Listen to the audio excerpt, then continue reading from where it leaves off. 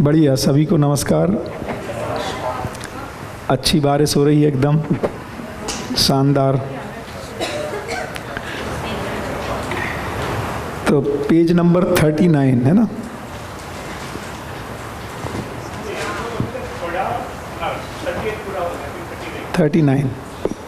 संस्कार। पूर्णता के अर्थ में स्वीकृतियाँ ही संस्कार है। यही मानव का प्रारब्ध है। प्रमाणित होने के लिए पहले से जो समाधान के अर्थ में प्राप्त है वह संस्कार है।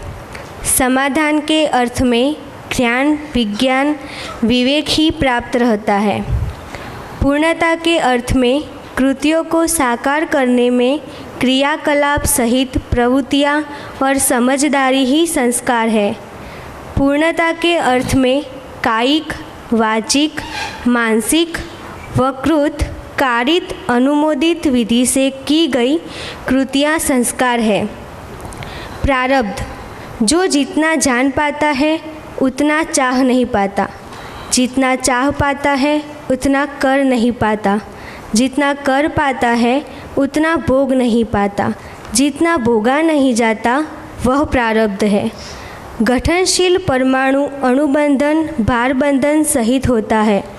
परमाणु में संकोचन प्रसारण क्रिया में वृद्धि होने के फलन में परमाणु तत्काल समूह से मुक्त हो जाता है तथा गठन पूर्ण हो जाता है। यही जीवन परमाणु है। जीवन अणुबंधन, भारबंधन से मुक्त तथा आशाबंधन से युक्त होना ही गठन पूर्णता का प्रमाण है। गठन पूर्णता का प्रमाण स्वत्व, स्वतंत्रता, अधिकार के रूप में स्पष्ट हो जाता है। अस्तित्व में भौतिक क्रिया, रासायनिक क्रिया, जीवन क्रिया, ये तीनों प्रकार की क्रियाएं सदा सदा वर्तमान है। इनके अंतर संबंधों को पहचानने के क्रम में भौतिक, रासायनिक क्रिया से संक्रमित इकाई के रूप में चैतन्य इकाई स्वयं को जीवन के रूप में पहचानता है। इसको पहचान सहित प्रमाणित करने वाला मानव ही है। समूह से अलग होने का फल ही है कि परमाणु अपनी लंबाई, चौड़ाई और ऊंचाई से अधिक विस्तार में कार्य करने में सक्षम होता है। प्रत्येक जीवन शरीर द्वारा ही आशानुरूप उपलब्धि के लिए प्रयत्नशील है तथा इसी हेतु वह अणु समूह से पृथक है। चैतन्य एवं जड़ का योग। जड़ क्रियाओं में पाए गए क्षोभ का ही परिणाम चैतन्य अवस्था है, क्योंकि श्रम का क्षोभ ही विकास के लिए कारण है, जिसके फल स्वरूप ही विश्राम की तृषा है। उपरोक्त संबंध में अर्थात जड़ परमाणु ही विकास के क्रम में संक्रमित होकर चैतन्यता प्राप्त करता है। बढ़िया।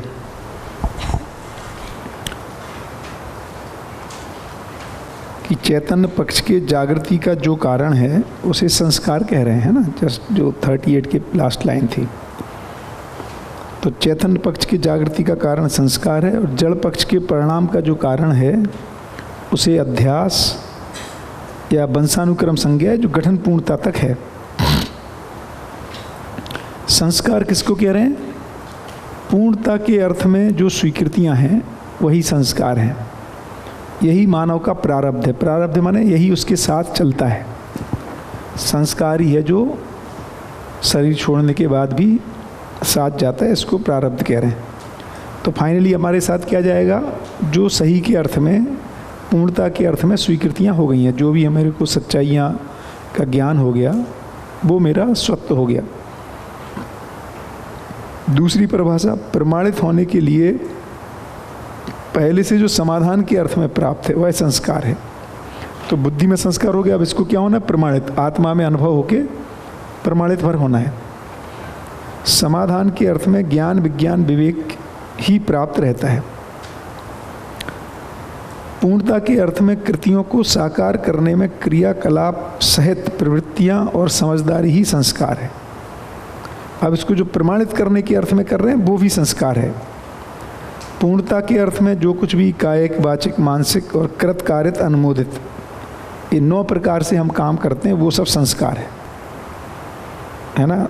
कायिक माने शरीर से, वाचिक माने बोल के, मानसिक माने विचार, मन, वृत्ति, चित्त, बुद्धि, आत्मा में जो हो रहा है, और कृत कार्य अनुमोदित, खुद से करना, करवाना, या जो दूसरे कर रहे हैं उसका अनुमोदन करना। फिर प्रारब्ध की परिभाषा कह रहे हैं जो जितना जान पाता है उतना चाह नहीं पाता। तो जानने में तो पूरा अस्तित्व आ जाता है। चाहना कितना होता है? अखंड समाज सार्वभौम व्यवस्था के अर्थ में चाहता है। तो जानना तो हो रहा पूरा ब्रह्मांड, अनंत ब्रह्मांडों का, लेकिन चाहत क्या है? जिस धरती पर जब भी जो जीवन होगा उस धरती पर अखंड समाज सार्वभौम व्यवस्था को स्थापना। जितना चाह पाता है उतना कर नहीं पाता, अकेले से होता नहीं है। मैंने चाह लिया इसलिए और बहुत सारे लोग लगेंगे, क्योंकि सभी के लिए जन बल, धन बल, यश बल, उपकार, दिव्य मानव पद सबको पाना है। जितना वो कर पाता है उससे जो भी मिलता है यश के रूप में, वो अकेले से भोगा नहीं जाता, इसलिए उसको बांट देते हैं, बोलते मेरा नहीं है, इन लोगों ने भी किया है, सबका मिलजुल के है ना। जितना भोगा नहीं जाता वो प्रारब्ध है, वो बचा ही रह जाता है, वो फिर आगे परंपरा में चला जाता है और अपने में संस्कार के रूप में एज इट इज बना ही रहता है। जो जाना था वो तो अपने में एज इट इज रहता है, तो संस्कार तो बना ही रहता है। तो प्रारब्ध के रूप में संस्कार सदा सदा बना रहता है।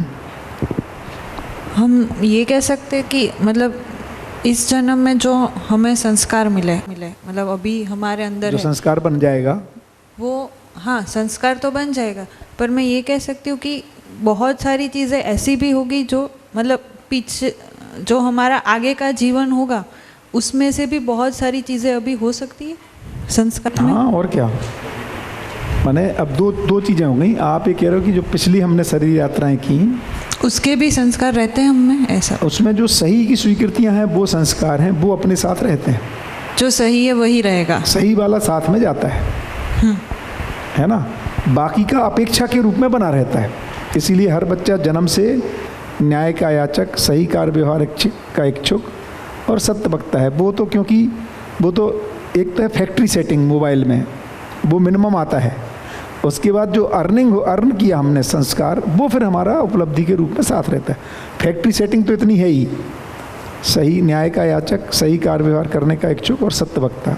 जी, जो मैंने खुद कुछ यश का उपयोग अपने में हो गया, माने इसको। लेकिन वो कौन से सेंस में? जैसे कि संस्कार के रूप में, या दो चीज़ें हैं। एक तो संस्कार, दो इसको यदि अपन भौतिक वस्तु के रूप में लगाएं, हाँ, यानी वही जो बच जाता है भौतिक रूप में भी लगा सकते हैं। हाँ, दोनों में लगा सकते हैं, दोनों में लगा सकते हैं।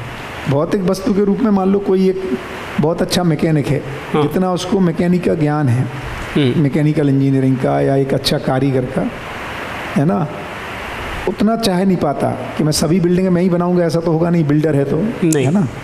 जितना चाह पाता है उतना कर नहीं पाता है। जितना कर पाता है उससे जितना मिलता है, उसको करोड़ों रुपए मिल गए मान लो, उतना भोग नहीं पाता है। जो बच गया वो प्रारब्ध के रूप में फिर परंपरा के लिए रहता है। तो उसके यहाँ पर ऐसा समझिए कि पे जो मिला है, हाँ, उसको जीते जी सही जगह पे उपयोग कर दे और उसकी उपयोगिता और उपयोगिता अर्थ में दूसरे के लिए कर दे, तो उसको भी प्रारब्ध बोले। हाँ, दोनों ही है। इसीलिए परंपरा का भी प्रारब्ध है, माने ये व्यक्तिगत भी नहीं है, मानव जाति का भी प्रारब्ध है। इसमें कुछ ऐड करना हो तो करना। अभी जो समाज व्यवस्था बनी हुई है तो उसको हम देखेंगे तो ये नेगेटिव भी जो मिल रहा है वो प्रारब्ध के रूप में ही, जो भोगा नहीं गया है वही प्रारब्ध के रूप में हम सबको मिल रहा है। मतलब एक इंसान के रूप में हम देखें तो हम जिस संस्कार के साथ होते हैं और जो बाय डिफ़ॉल्ट सेटिंग भैया ने कही वो होती है, अगर वो वातावरण नहीं मिला तो आगे के संस्कार तो बनते नहीं हैं और डिग्रेड होता है। तो वो व्यक्ति जो जी के जाता है उसका जो भोगना बाकी है वो दूसरों के लिए और भी बाकी रह जाता है, और वो आगे जो है वो वातावरण को नेगेटिव करने में भी इतना ही काम कर रहा है। तो उसको कर्म फल रूप में भी देख सकते हैं। कर्म फल तो नहीं, लेकिन जैसे एक हम लोग अभी जो हम समाज की स्थितियाँ देख रहे हैं वो हमारी बनाई हुई तो नहीं है, आगे भी कुछ काम हुआ ना, तो वो ऐसे बनते बनते आज समाज की स्थिति ये है। तो हम किसी और का जो है वो भी भोग रहे हैं, और साथ में हम जहाँ पे है, अब अगर हम भी कुछ नहीं कर पाए तो और डिग्रेड करके हम आगे की पीढ़ी को देके जाएंगे। तो वो कर्मफल तो नहीं कह सकते, लेकिन जो भी मैं वो सेंस में पूछा कि आगे जाके वापस मैं ये सेंस में पूछ रहा हूँ कि ये शरीर यात्रा खत्म होगी का अगली शरीर यात्रा में वापस हमको आना है। हाँ, तो यही वो टाइम पे भोगेंगे। वो हम जो रहेगा वो भोगेंगे, तो कर्म फल स्वरूप ही हुआ, वो हिसाब से मैं आपको पूछ रहा हूँ। यही भोगेंगे वही। मतलब व्यक्ति इंडिविजुअल टू इंडिविजुअल कर्म फल ही, मानव एज ए होल भी है और कुछ अपना भी है, दोनों बस ऐसे पूरी मानव जाति का ऐसे कंबाइंड। जैसे मैं बोलता हूँ देखो मोबाइल नहीं था तो मैं मोबाइल बनाने वाला नहीं था, लेकिन ये मुझे मिल गया, है ना। तो ये भी प्रारब्ध है मानव जाति का, जो जिसने बनाया वो हम सबको उपलब्ध हो गया। लेकिन भौतिक भी ऐसी मानसिकता, किसी समय हमारी सबकी मानसिकता थी महिलाओं को ये नहीं करना चाहिए, इस जाति के लोगों को ये नहीं करना चाहिए। उसमें जो बच्चे वहाँ जन्म ले रहे थे वो भोग रहे थे उस प्रारब्ध को। तो दोनों चीज़ें हैं मानव जाति में, जो भी स्वीकृतियाँ हैं पूर्णता के अर्थ में।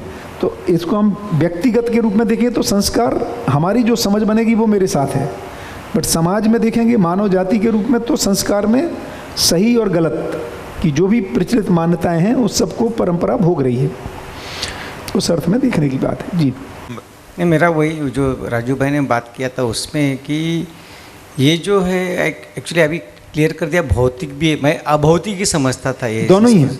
दोनों जैसे ही अपन ने खेती की, जितना गेहूं हुआ उतना मैं पूरा भोग नहीं पाया, जो बचा रहा वो अगले साल के लिए मेरे लिए प्रारब्ध है। या मेरे दादाजी पिताजी जो मेरे मकान छोड़ गए, पैसा छोड़ गए, ये सब प्रारब्ध के रूप में परंपरा के लिए भी उपलब्ध है। ये जो प्रारब्ध शब्द है संस्कृत में उसको नसीब बोला गया है। हाँ, भाग्य, हाँ, तो यही वही है, वन टाइप ऑफ ऐसा ही हुआ। वैसे ही है। भाग्य बोलते ना, हम हर आदमी अपना भाग्य लेके आ रहा है, वो तो संस्कार के रूप में है, उसकी जो स्वीकृतियां हैं। और परंपरा में जो प्रचलित है, जैसे अब कोई बच्चा अमेरिका में पैदा हो जाएगा तो बहुत सारा उसको भाग्य में मिल गया, वो उसका अपना नहीं है। उस परंपरा में उन्होंने जो सेटिंग कर रखी है, जिस तरह की व्यवस्थाएं हैं, सबको हेल्थ केयर उपलब्ध है, एजुकेशन उपलब्ध है, अनएम्प्लॉयमेंट लोन उपलब्ध वो है ना, वो उसको मिलेगा। ये सब चीज़ें जो हैं परंपरागत प्रारब्ध भी मिलता है। और एंजाइटी भी मिलेगी, डाइवोर्स भी मिलेगा, अब वही सब चल रहा है वहाँ। ओबेसिटी भी मिलेगी। ओबेसिटी मिलेगी। इसमें फिर से ऐसा कहना है कि संस्कार, सुसंस्कार ही कैरी फॉरवर्ड होते हैं, वो तो पक्का। कुसंस्कार जैसा कुछ है ही नहीं। कुसंस्कार में अभी देखो अपेक्षा के रूप में प्रवृत्तियां हैं, पॉजिटिव वाली हैं वो। माने जन्म से कोई बच्चा आपसे बदला लेने के लिए पैदा नहीं हो रहा है किसी से, उसका डिजाइन ये है जो मुझे समझ में आता है, हालांकि इस पर अभी और सोचने की ज़रूरत है ना, कि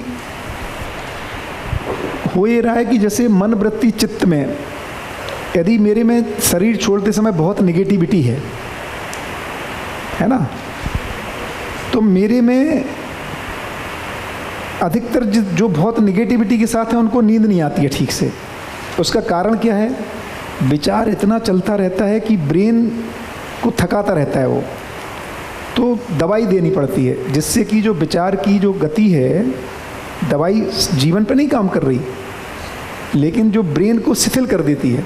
तो एक लेवल के अधिक तेज संकेतों को ही ब्रेन स्वीकारता है, नहीं तो नहीं स्वीकार पाता है। तो ब्रेन को स्लो डाउन करती हैं सारी एंजियोलाइटिक ड्रग्स। क्या करती हैं? जैसे कोई एंजाइटी है ना जिसको, तो उसको ब्रेन को, जीवन को तो कोई दवाई टच करती नहीं है। तो जीवन के जब और तीव्र संकेत होंगे तो ही ब्रेन स्वीकारेगा, तो पूरे उसके नर्वस सिस्टम को डाउन करती हैं, तो उसमें स्लोनेस आ जाती है, ये सब है ना, दिखेगा उस व्यक्ति में। तो अब क्या हो रहा है कि जो 20-30 साल का, 40 साल का जो भी व्यक्ति है, ये ब्रेन ही नहीं झेल पा रहा, उसके संकेत इतने आ रहे हैं ब्रेन को अब ये जीवन शरीर छोड़ दिया और ये अभी इसका सेटल नहीं है। अब उसको जीवन दूसरा शरीर कितने महीने वाला मिलने वाला है? 4.5 महीने का ब्रेन है, उसने स्वीकारेगा। वो ब्रेन तो इसकी हालत को स्वीकार ही नहीं सकता, इसलिए शरीर ही नहीं मिलता इसको। कब तक? जब तक इसका ये आवेश कम नहीं हो जाए, अच्छा, कूलिंग हो जाए। इसलिए 2 शरीर यात्राओं के बीच में ये जितना भी उसका आवेश है ये शांत होना पड़ता है। तब प्रकृति विधि से जब वो उस लेवल का वाइब्रेशन जिसको 4.5 महीने का ब्रेन स्वीकार सकता है, तभी वो शरीर ले पाता, नहीं तो ले ही नहीं पाता। इसीलिए जन्म से ही न्याय का याचक, सही कार्य व्यवहार करने का इच्छुक स्थिति होती है। अब वो कैसे सेटल होता है? एक तो आत्मा हर आवेश को शांत करने की तरफ बनी रहती है, उसमें वो जो प्रभाव है। तो अच्छा, दूसरा बहुत सारा आवेश शरीरगत है, शरीर से जुड़ा हुआ है। कैसे? जैसे अभी आप मान लो किसी कंपनी में काम कर रहे हो, आप उसके डायरेक्टर हो, जनरल मैनेजर हो, क्लर्क हो, कुछ ना कुछ हम ऑफिस में काम कर रहे हैं। आप लोग जैसे अभी स्कूल में काम कर रहे हो, जहाँ हम काम कर रहे होते हैं ना, उन्हीं के बीच में हमारा कंपटीशन चालू हो जाता है। क्यों? क्योंकि प्रमोशन लिमिटेड है, प्रिंसिपल एक को बनना है, हेड किसी को बनना है, तो अब हमारा आपस में वही सब स्ट्रेस चल। वही व्यक्ति 10 साल उसी में सुबह 9 से 5 काम करते हुए उसको 11वें साल में उसने ट्रांसफ़र लेके दूसरी जगह चला गया। अब इनके साथ कंपटीशन ख़त्म ही हो गया, सब वो वातावरण ही ख़त्म हो गया। अब कहाँ कंपटीशन चालू हो गया? उनके बीच में। तो शरीर छूटने के बाद बहुत सारा जो है ईर्ष्या, द्वेष, आगे निकलना, पीछे, ये ख़त्म ही हो जाता है। तो ऐसे ही जीवन में आवेश शांत होने की तरफ चला जाता है। और फिर जो अच्छे जीवन हैं उनके योग संयोग में भी आवेश शांत होता है। बोल चाल से नहीं हो रहा है वो जो उसकी जो वाइब्रेशंस हैं, ये इस जीवन की जो वाइब्रेशन थी, जो बहुत उथल पुथल में था, जिससे ब्रेन नहीं चला पा रहा था, ऐसे ही जो अच्छे जीवन के वाइब्रेशंस हैं उनके योग संयोग में वो उसका सेटल हो जाता है। उसके बाद ही वो शरीर लेने योग्य बनता है, उसके पहले शरीर मिलता नहीं है उसको। इसीलिए जिसको अपन भूत प्रेत कह रहे हैं, वो जो बहुत सारा उसका सेटल नहीं हो रहा है, आशा विचार इच्छा, उसको शरीर इसलिए बोलते हैं उसको शरीर नहीं मिल रहा है, क्योंकि शरीर तो बेचारे 4.5 महीने का बहुत ही वो ब्रेन, नाजुक ब्रेन, वो तो संकेतों को झेल ही नहीं पाता है। ऐसा डिजाइन है, तो भाई नेचुरल विधि से है। करेक्ट। जो प्रारब्ध की बात चल रही थी, तो उसमें जैसे एक फादर अगर प्रॉपर्टी बच्चों के लिए छोड़ के जाता है, हम भौतिक की बात कर रहे हैं और वैल्यूज़ की भी बात कर रहे हैं, तो वो भी उसके जो नेक्स्ट जनरेशन है वो भोगेंगे। वैसे ही अगर लोन छोड़ के जाता है तो वो भी भोगेंगे। तो इसमें तो हम जो पारंपरिक रूप से जो कहते हैं कि कर्म फल के हिसाब से ही आपको अपना जीवन मिलता है, मुझे ये अभी भी सेम लग रहा है। आप जो बात कर रहे हो वो वही तो है। नहीं, वो नहीं है। हम तो क्या कैसे कर रहे वो हैं? डिफरेंट है? हम क्या कर रहे हैं, व्यक्ति टू व्यक्ति, व्यक्ति का कुछ तो है ही, हाँ, बट वो प्रधान रूप में संस्कार के रूप में है ना। जैसे मैंने कहा ना कि अभी कोरोना आ गया या ये फ्लाइट एक्सीडेंट हो गया, अब इनमें अपन अब ये नहीं पिन पॉइंट कर पाएंगे इन सबको कुछ होना था, ऐसा नहीं है। हाँ, ये कह रहे हैं अब वो प्लेन में कुछ ग्लिच था, उसकी जो कंपनी की पॉलिसी जैसी है कि वो सेफ्टी पे ध्यान नहीं दे रहा है, ये सब कारण है उसके। पर इसको हम दोनों कंबाइन करके भी ले सकते हैं ना, कि पर्सनल जो प्रारब्ध था वो भी, एंड कंबाइंड प्रारब्ध जो एक सोसाइटल लेवल पे था उसकी वजह से ये हुआ। दोनों कंबाइंड है, मतलब सिर्फ इंडिविजुअल नहीं है, लेकिन इंडिविजुअल तो है ही ना, क्योंकि वही 240 लोग क्यों थे उसमें, ये तो वो वाली वो बिल्कुल भी नहीं है वो तो, बट ठीक है, उसको मत जोड़ो। हाँ जी। ऐसे ही भैया एक जीवन के बारे में 2 घटना को थोड़ा जानना था। मान लो कि कोई जीवन, मान लो हाँ, कि कोई जीवन हाँ, किसी माता के गर्भ में वो नॉर्मली 4-4.5 महीने में आता है, और 5.5 महीने में सोनोग्राफी में पता चला कि ये जीवन में ये हड्डी नहीं है या कुछ भी नहीं, शरीर में हड्डी नहीं बन रही। तो डॉक्टर बोलता है कि उसको टर्मिनेट एबॉर्ट कर दो। हाँ, तो इसमें किसका दोष है, माता का, जीवन का? नहीं, इसमें देखो, उसमें दोष क्या हो रहा है कि कुछ दवाइयाँ वगैरह जो हैं वो ब्रेन बैरियर को, 2 तरह की प्रॉब्लम है। एक तो शरीर का नहीं बनना, अधिकतर जो डॉक्टर अवॉइड करने को बोलता है वो ब्रेन में गड़बड़ी होने की वजह से, जिससे कि उसकी ज़िंदगी, क्योंकि हाथ वगैरह छोटा मोटा उसमें कोई ज़्यादा दिक्कत नहीं होती है, मेन होती है ब्रेन से रिलेटेड जो दिक्कतें, डाउन सिंड्रोम और इस तरह की जो घटनाएं हैं, क्योंकि उससे क्या होता है कि वो पूरा बच्चा ज़िंदगी भर झेलेगा ना उसको। नहीं उसको, लेकिन उसको जो टर्मिनेट के लिए जो एडवाइस देता है वो तो गायनेक है, वो न्यूरोसर्जन नहीं है या न्यूरोफिजिशियन नहीं है। जो टर्मिनेट करने का एडवाइस दे रहा है वो डॉक्टर तो गायनेक है। हाँ, उससे कोई फर्क नहीं पड़ता है। नहीं, न्यूरोफिजिशियन नहीं है वो। नहीं, उससे अभी न्यूरोफिजिशियन की ज़रूरत भी नहीं है। वो तो सोनोग्राफी को या कुछ और टेस्ट करा के वो उसको जजमेंट आ जाता है, उसको जजमेंट लेने का अधिकार है। और यदि पेरेंट्स को कुछ गलत लगता है तो वो 4 जगह और ले सकते हैं एडवाइस, वो कोई दिक्कत नहीं है। ये तो घटना बनी चुकी है हमारे फैमिली में। हाँ, इसीलिए मैं जानना चाहता कि भाई इसमें क्या है। हाँ, अब अपन दूसरी बात कर रहे हैं। अभी अपन ये नहीं बोल रहे कि डॉक्टर ने गलती की क्या नहीं की, अभी तो ये मान के चलो कि गायनेकोलॉजिस्ट ने सही प्रेडिक्ट कर लिया, या उसने 4 और जगह पूछ लिया, सभी ने ये कहा कि इस बच्चे को यदि ये शरीर माने जन्म लेता है तो तो इसमें ये डिफेक्ट के साथ पैदा होगा। फिर वो चॉइस छोड़ देते हैं पेरेंट्स के ऊपर ना, भाई वो तो एडवाइज ही कर रहा है अबॉर्ट करो, अब पेरेंट्स का मन है नहीं हमें तो करना ही है, तो थोड़ी कोई ज़बरदस्ती कर रहा है। अब आप ये पूछ रहे हैं कि इसमें दोष किसका हुआ, ये अपन का सवाल है ना प्रधान रूप में। तो इसमें क्या हो रहा है कि इस तरह का डिफेक्ट आया कैसे शरीर में, क्योंकि इस तरह की जो एनोमली है वो लाख में एक या 10 लाख में एक का परसेंटेज है ना, रेयर है ये घटनाएं।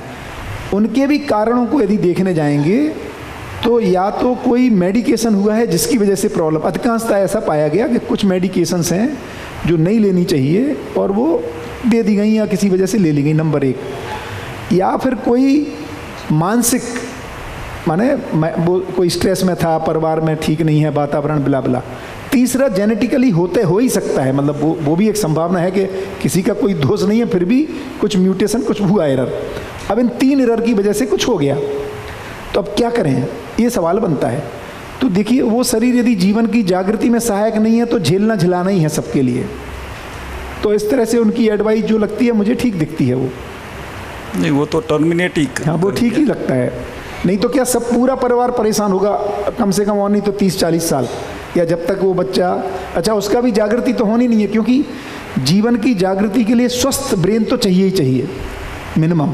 हाथ पैर नहीं होगा वो चल जाएगा, ब्रेन स्वस्थ चाहिए।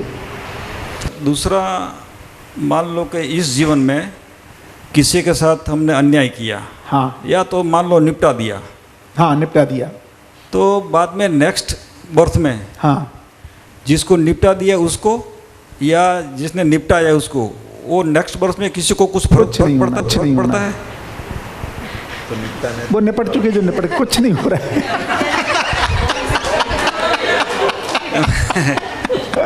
आराम में रहिए। नहीं, हमारे अंदर जो शास्त्र है, देखो आप ही सोचो, अंगुली मार को हमने नर से नारायण बना दिया ना भाई, उसने तो उसी समय निपटा रहा है 25-30 को। फिर वो निपटा दिया उसको, उसकी गलती थी। गलती सही का मुद्दा ही नहीं है, अज्ञान बस निपट रहे हैं, निपटा रहे हैं। जो निपटाने वाला है वो भ्रमित है, वो भी भ्रमित है, वो सामने वाला। हाँ, ये मजेदार चीज है। अब उसका प्रारब्ध नहीं प्रारब्ध नहीं, इसमें एक बढ़िया चीज है। देखिए जागृत व्यक्ति को कोई निपटा ही नहीं पाता है, ये मजेदार चीज है। हम लोग भी बाबा से बोलते थे, नहीं बाबा किसी ने गन रखी दी आपके ऊपर, तो पूछने में क्या जाता है ना। बोलते थे ऐसा होता ही नहीं है, अधिक विकसित को कम विकसित नुकसान नहीं कर पाता है। अच्छा, हाँ यही तो डिजाइन है, होता ही नहीं है। हमारी कल्पना में आ सकता, होता नहीं है। अधिक विकसित ही कम विकसित को नियंत्रित करने में सफल होता है, उसी के पास नियंत्रण है हर समय, ये घटना बनती नहीं है। उसको साधन भाई बहुत बढ़िया बोलते हैं, सुरेश भाई, उसको साधन भाई बहुत बढ़िया से बोलते हैं। नहीं वो क्या बोलते हैं कि जैसे अभी भी आपको किसी को निपटाना है, मान लो किसी को भी निपटाना है, पहले आपको उसको दोषी ठहराना पड़ता है अपने विचार में, तो कुछ ना कुछ उस पर परधन पर नारी पर पुरुष पर पीड़ा का आपको मानना पड़ेगा, तो ही निपटा पाओगे। भाई किसी को चांटा भी मारना है तो बोलना पड़ेगा तुमने गलती की। अब वो जागृत व्यक्ति में वो गलती ढूंढ नहीं पाता है, इसलिए निपटाने का उसकी साहस ही नहीं होता है। ये कहानी है उसकी। यहाँ पे मेरा दूसरा ध्यान जाता है कि तुमको कोई निपटा नहीं, उसके लिए तुम विकसित हो जाओ। हाँ जी। कभी हम ऐसे जगह कुछ ऐसा देखते हैं कि कुछ बड़े लोग, बच्चे हो तो समझते हैं, लेकिन बड़े लोग ऐसे गालियों से ही बात करते हैं, कुछ अदर, तो वो उसको तो अलंकार है उनका, अलंकार, उनका गाली का कोई मतलब नहीं है। आगे मेरा प्रश्न उसमें वो देता है, तो कभी कभी ऐसा मन में आता है, तभी वो पिता के रूप में भी होगा, तो क्या वो संस्कार की वजह, वो संस्कार उसके बच्चों पे पड़ेगा? हैबिट। देखिए क्या हो गया है, बहुत सारा आप नॉर्थ वॉर्थ में जाएंगे, वो साले वो उसके बिना उनको लगता नहीं कि अपनापन है, वो अपनेपन की भाषा है उनकी, है ना, वही प्रचलित में आ गई है, तो वो बच्चे में भी आ जा रही है और छूट भी जा रही है। उसमें क्या है, वो कोई बहुत इंटेंट नहीं है ना, वो उसका तकिया कलाम जैसा है वो, मतलब वो हर सेंटेंस में आता है। એટલે वो हम क्या वो बोलते हैं हमारे गुजराती में संस्कार नहीं है। हाँ बस तो सही गलत नहीं बोल रहे हैं, बोल तो सही रहे हैं, बट वो वातावरण का वो है, उसका बहुत ज़्यादा प्रभाव नहीं है। और ये संस्कार में चौथा मुद्दा है कायिक वाचिक मानसिक कृत कार्यत अनुमोदित।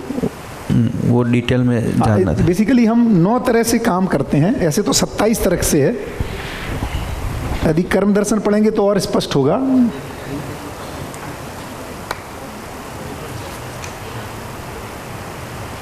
कोई भी आदमी, ये तो हम आप देख सकते हैं, देखो मैं मानसिक काम करता हूं कि नहीं, ये जो विचार है वो मानसिक काम है,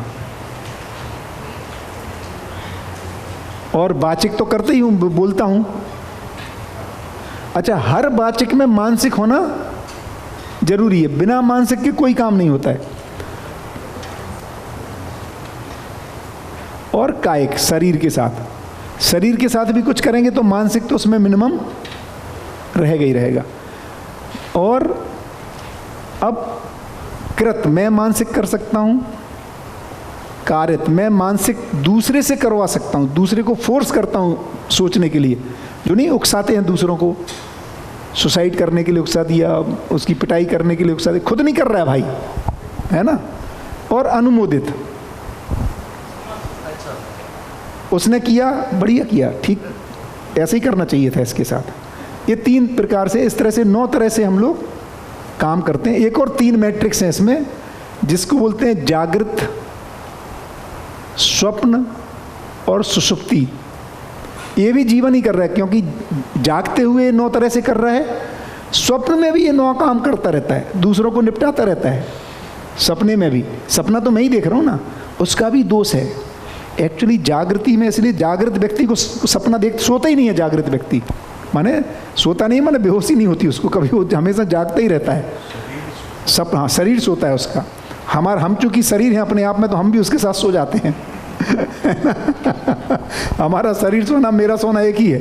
हालांकि मैं जगह ही रहता हूँ, जब भी लोग सो रहे हैं उसमें मैं राजू भाई बोलूँगा, है ना, और कृष्णा बोलूँगा, तो दोनों उतनी ही आवाज़ में, कृष्णा बोलने से कृष्णा ही उठेगी, राजू भाई बोलने से राजू भाई उठेंगे। इसका माने वो जो सीरी की तरह, सीरी है, कौन सा है वो सीरी ऐप, वो सुनती रहती है ना। अब ऐसे ही जीवन भी सुनता ही रहता है, केवल स्लो डाउन कर देता है कि अब इससे तेज सिग्नल आएगा तो सुनूंगा। जो एंजियोलाइटिक ड्रग में भी वही हो रहा है, वहाँ पे, यहाँ पर मैं ट्यून करता हूँ ब्रेन को, उधर दवाइयों से ट्यून कर देते हैं, है ना। दोनों में एक ही चीज़ हो रही। इस तरह से 27 तरह से मानव काम करता है। इसीलिए हमारे यहाँ कहानियाँ हैं कि वो विश्वामित्र या किसको उन्होंने सपने में राजपाट दे दिया अपना, सपने में, और वो आ गया, भाई तुम तो दे चुके हो सपने, बोले हाँ भाई दे चुका हूँ, मैंने उठ के चल दिया। तो सपने में भी, क्योंकि जीवन ही कर रहा है ना काम, तो ऐसा है, ऐसा महान, मतलब लोगों ने इसको पहचाना। कि तो आपने बोला कि जागृत, स्वप्न और सुषुप्ति। स्वप्न और सुषुप्ति, यानी सुषुप्ति माने जो डीप स्लीप जिसको लोग बोलते हैं, उसमें भी वो जगा हुआ है। 3 स्थितियां होती हैं सोते एक तो जगे हुए हैं, एक स्वप्न स्थिति है बीच की, एक डीप स्लीप बोलते हैं इसको, सुषुप्ति, है ना। उसमें भी जीवन जगा हुआ है। अनकॉन्शियस नहीं, अनकॉन्शियस नहीं, डीप स्लीप, गहरी है। नहीं, जागृत वाला व्यक्ति हर स्थिति में जगा हुआ है, कुल मिला के ये कह रहे हैं। जीवन तो सोता ही नहीं है।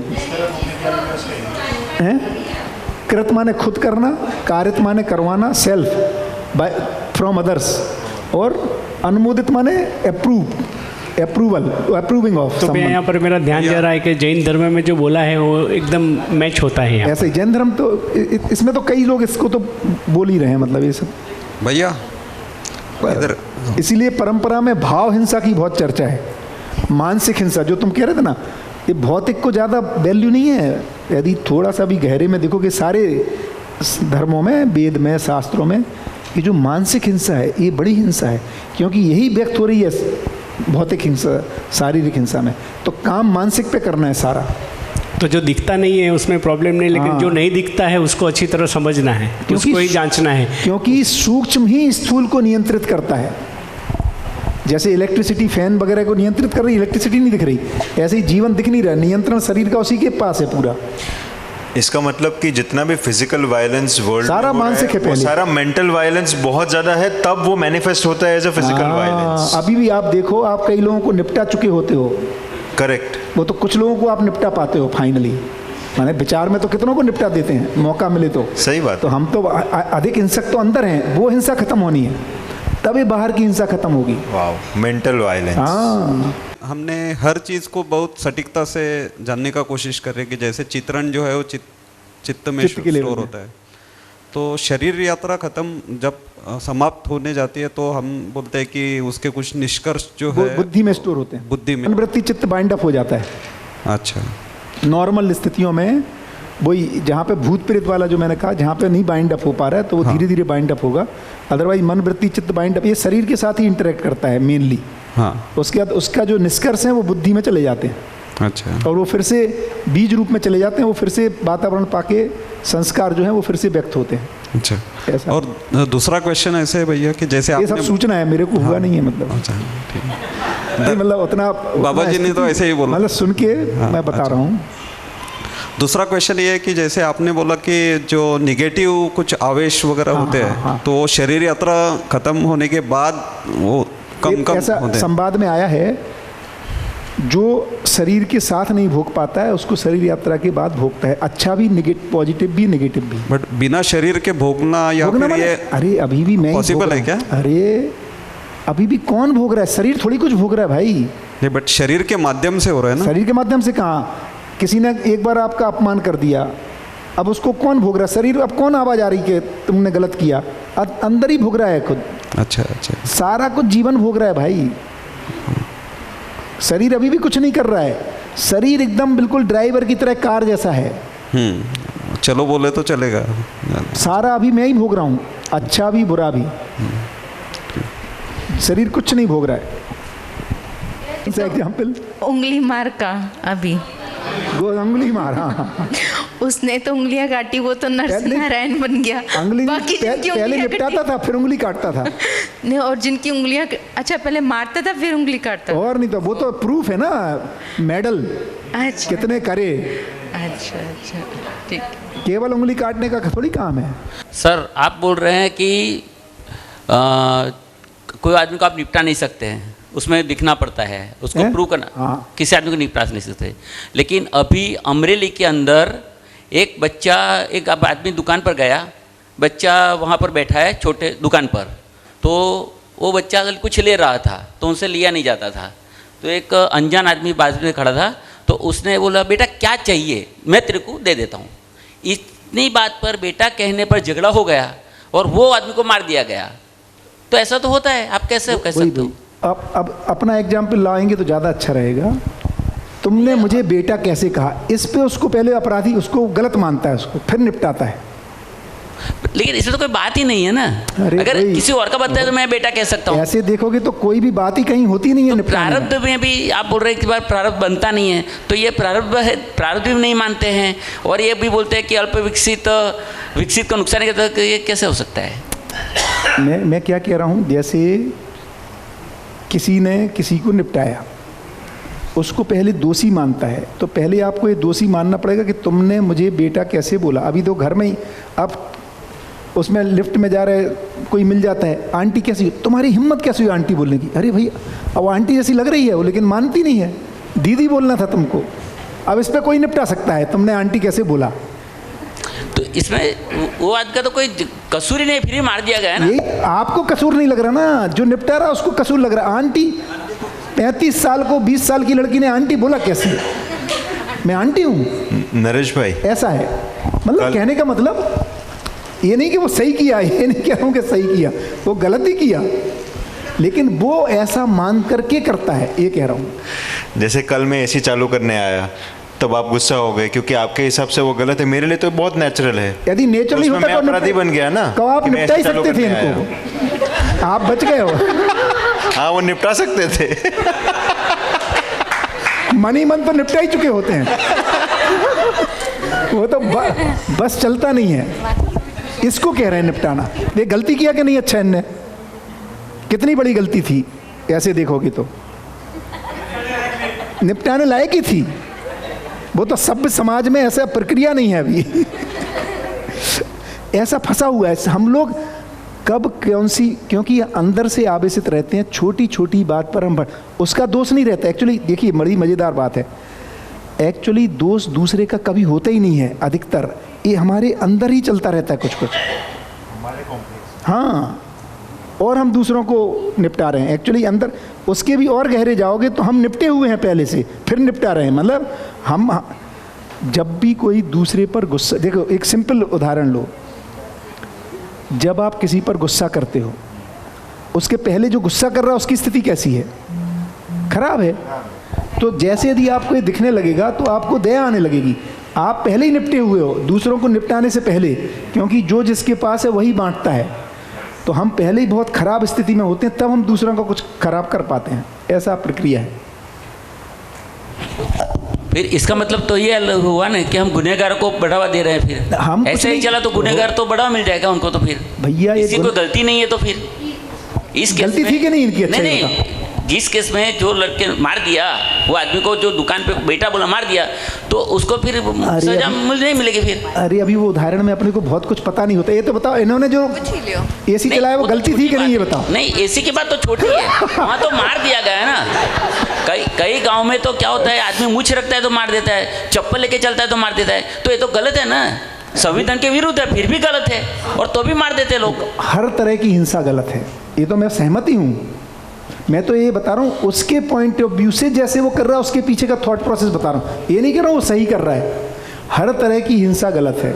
फाइनली तो उसको स्नेह करना चाहिए, विश्वास करना चाहिए, प्रेम करना चाहिए, होना तो ये चाहिए। ये तो गलत ही कर रहा है, इसमें कोई डाउट ही नहीं है किसी को। गलत ही है वो, एकदम गलत है जी। भैया आपने अभी बताया कि अगर तक जब तक आवेश रहता है तब तक नया शरीर हमें प्राप्त नहीं होता है। ठीक है। तो उसमें जो जीवन होते हैं अच्छे जीवन, वो हमें सहयोग करते हैं, गल जाए इसमें ऐसा सूचना है मेरे पास। हाँ, तो वो सशरीर वाले जीवन होते हैं कि बिना शरीर वाले जीवन? बिना शरीर। अच्छा, अगर हमारे कोई हो सकता है साथ शरीर वाले भी कुछ करते हो। हाँ, तो मुझे ऐसा भी लगा कि हमारे कोई संबंधी है, अभी हमें जागृति के क्रम में जुड़े हुए हैं, हाँ, ये भी हो सकता है। तो हमें लगता है कि भाई इसका शरीर छूट गया। लोग जो इसीलिए जो प्रार्थना करते हैं, उनकी अच्छी चीज़ों को जो याद करते हैं, जो परंपराएं हैं, उसके रूट में कहीं ये बात है ना। हम उनकी खराब चीज़ों को नहीं बोलते हैं। इसलिए हमारे यहाँ कितनी ही गलती करने वाला आदमी होता स्वर्गवासी ही है, नरकवासी नहीं बोलते उसको कि इतना गलती किया, है ना। माने हम उसकी अच्छी चीज़ों को याद करते हैं कि अब जो हो गया वो हो गया, है ना, जिससे कि उसमें जो भी आवेश है वो शांत हो, है ना, कि भाई अच्छा था, ये अच्छा किया, ऐसा किया। इन सबको याद करने की परंपरा है, उस तक भी कुछ संकेत पहुंचता होगा, ऐसा मान के चल रहे हैं। मैं ऐसा पूछना चाह रही थी कि हम लोग उसके लिए प्रार्थना जब भी ये वाला टॉपिक आता है तो सबको बहुत मजा आता है। जिंदा जीने वाला कुछ नहीं कि वो भी हम अगली शरीर यात्रा में उसको भी ये सारे अच्छा विचार प्राप्त हो, तो क्या उन तक पहुंच सकती है? ऐसा 2-4 लाख सुन ही रहे हैं, क्या दिक्कत है? सोम भाई तो जो वहाँ पे गंगोत्री में शिविर किए, बोले इसी हिसाब से कर रहा हूँ कि कुछ अच्छे जीवन है, शरीर नहीं ले रहे हैं, इनको पता लग जाए कि जीवन विद्या आ चुका है तो ये शरीर लेना शुरू कर दें। यही बोल के लिए सोम भाई 4 शिविर उनने तय किए, एक गंगोत्री में करूँगा, एक कहाँ पर बद्रीनाथ में करूँगा, एक उत्तर काशी में करूँगा, एक और ऐसे 4 उनने ऐसी पर्पस से किए, यही बोल के कि ऐसी प्रेरणा आई है ना, कि कुछ अच्छे जीवन इन एरियाज में तो स्वाभाविक है। इतने महापुरुष और तीर्थ यात्रा लोग करते हैं, या उनका रहता है कि मंदिरों में इस जगह पर रहें, तो बोले इसलिए कर रहा हूँ कि ये जो सुनने वाले हैं 50-60 इनके लिए नहीं कर रहा हूँ, उनके लिए कर रहा हूँ कि उनको लगे अब शरीर लेके प्रमाणित हुआ जा सकता है। ओके भैया, तो लास्ट 45 मिनट की डिस्कशन में मुझे क्या मिला, एकदम ध्यान में आया तो मैं थोड़ा शेयर करना चाहता हूँ कि यही शरीर यात्रा में जीते जी जितने भी भ्रमित अवस्था है उनको जागरूक अवस्था में कैसे लेके आए और उसके ऊपर काम करें, तो ये सब झंझट में से हम लोग मुक्त हो जाएंगे। बिल्कुल बिल्कुल। तो ये 45 मिनट की डिस्कशन में मैंने ये निष्कर्ष निकाला। बिल्कुल।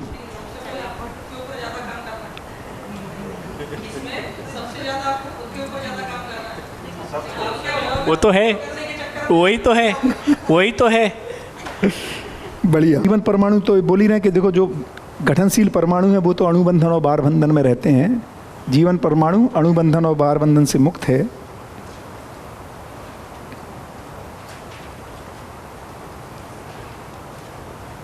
और उसके अलग समूह से अलग होने का फल नहीं है कि वो अपनी लंबाई चौड़ाई ऊंचाई से अधिक एरिया में क्रियाशील रहता है। प्रत्येक जीवन शरीर द्वारा ही आशानुरूप उपलब्धि के लिए प्रयत्नशील है और इसी हेतु वह अणु समूह से पृथक हुआ है ना, अलग हुआ है कि वो आशा के बंधन से जुड़ गया, सुख रूपी आशा, उसको जीने के लिए प्रयास। चैतन्य एवं जड़ का योग, जड़ क्रियाओं में पाए गए क्षोभ का ही परिणाम है चैतन्य, है ना, तभी तो चैतन्य हुआ। माने पदार्थ अवस्था प्लस श्रम, है ना, प्राणावस्था प्लस श्रम से जीवावस्था, क्योंकि श्रम का क्षोभ ही विकास के लिए कारण है, जिसके फलस्वरूप ही विश्राम की तृषा है। उपरोक्त संबंध में अर्थात जड़ परमाणु ही विकास के क्रम में संक्रमित होकर चैतन्यता प्राप्त करता है। ये दूसरा पढ़ना है अभी ना, चैतन्यता में जो कुछ भी, हाँ बढ़िया पढ़ना है अभी। कुछ भी अध्यास की रेखाएं हैं वह अपूर्ण है ही। चैतन्य इकाई अग्रिम विकास चाहती है। हर विकसित इकाई अविकसित इकाई का परस्पर जागृति के लिए पूरकता के अर्थ में उपयोग करती है। जागृति के मूल में मानव कुल के हर इकाई में अपने शक्ति का अंतर्नियोजन आवश्यक है, क्योंकि इकाई की शक्ति के बहिर्गमन होने पर ह्रास परिलक्षित होता है तथा शक्ति के अंतर्निहित होने पर विकास परिलक्षित होती है। अंतर्नियोजन का तात्पर्य प्रत्यावर्तन व स्व में निरीक्षण परीक्षण पूर्वक निष्कर्ष निकालना और प्रमाणित करना ही है। अध्यास की परिभाषा है मानसिक स्वीकृति सहित संवेदनाओं के अनुकूलता में शारीरिक क्रिया से जो प्रक्रियाएं संपन्न होती हैं उसकी अध्यास संज्ञा है। प्राणावस्था में अव्यवस्थित रचना रूपी इकाई या वनस्पति है। इसके मूल में प्राण कोशाएं हैं। प्राणावस्था की इकाइयों की संरचना पदार्थावस्था की वस्तुओं से ही है। प्राण कोशाओं की परंपरा बनी रहे इसके लिए रचनाएं संपन्न होती रहती है। निश्चित प्रयास की रचना किसी एक निश्चित अवधि तक पहुंचती है, जिसे हम पेड़ पौधों के रूप में देखते हैं। अब इनकी बीजावस्था आती है। अस्तित्व को बचाए रखने के क्रम में प्रयास में ही प्राणावस्था में बीजों का निर्माण हुआ। बीज में पूरे वृक्ष की रचना विधि सहित प्राण कोशाएं निहित रहती है। फल स्वरूप ही बीज में पूरे वृक्ष की रचना विधि धारित किए हुए प्राण कोशाएं अव्यवस्थित रहते हैं। इसलिए बीज पुनः उसी प्रकार की संरचना करने में समर्थ होते हैं। यही बीज वृक्ष न्याय कहलाता है। वनस्पतियों की जातियों की उत्पत्ति का कारण नैसर्गिक दबाव और संग्रहण प्रतिक्रिया के भेद से ही है।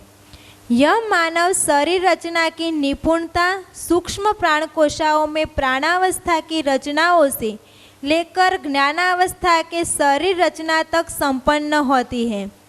प्राणकोशाएं अपने स्वरूप में समान होती हैं तथा रचना विधियाँ भिन्न भिन्न होती हैं।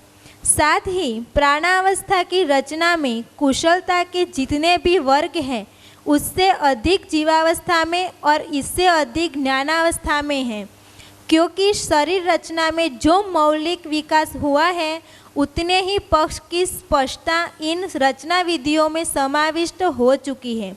सर्वोच्च विकसित रचना मानव शरीर में मेधस ही है। समृद्धि पूर्ण मेधस तंत्र युक्त मानव शरीर ही है। बढ़िया। तो एक तो पहला तो यही कह रहे हैं कि जड़ परमाणु ही विकसित होकर चैतन्यता को पाया है। अब चैतन्य में जो कुछ भी अध्यास किसको कह रहे हैं कि बेसिकली शरीर में सुखी होने के लिए जो उसमें प्रवृत्ति बनी हुई है वो अध्यास है। जो परिभाषा कर रहे हैं मानसिक स्वीकृति सहित संवेदनाओं के अनुकूलता में शारीरिक क्रिया से जो प्रक्रियाएं संपन्न होती हैं उसकी अध्यास संज्ञा है। तो चैतन्य में जो कुछ भी अध्यास की रेखाएं वो तो अपूर्ण ही है, क्योंकि तृप्ति तो होगी नहीं शरीर केवल चलाने से। तो चैतन्य इकाई इसलिए अग्रिम विकास चाहती है। हर विकसित इकाई अविकसित इकाई का परस्पर जागृति के लिए पूरकता के अर्थ में उपयोग करती है। जागृति के मूल में मानव कुल के हर इकाई में अपने जागृति कैसे होगी? अंतर्नियोजन करेंगे। ये जो प्रत्यावर्तन यदि होगा मन का वृत्ति में, वृत्ति का चित्त में, अंतर्नियोजन से जागृति है और बहिर्गमन होने से ह्रास है।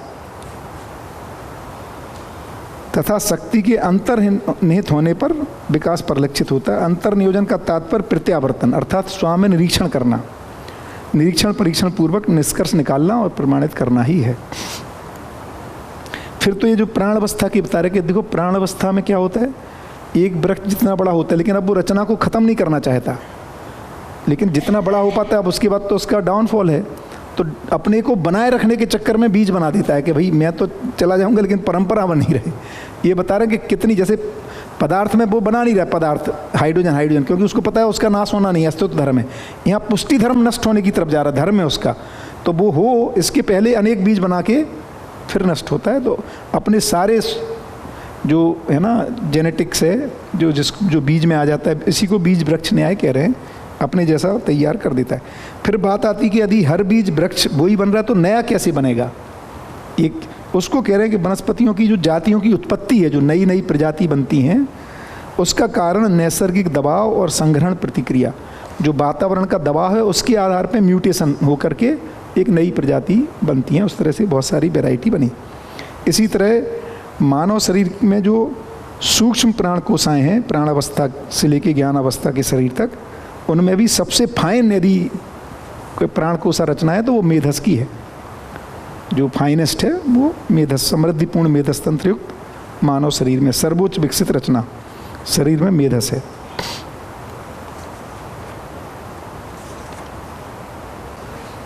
निरीक्षण माने स्वयं में जो जांचना, परीक्षण माने परस्परताओं में, संबंधों में, सर्वेक्षण माने इन जनरल फिर सबके साथ।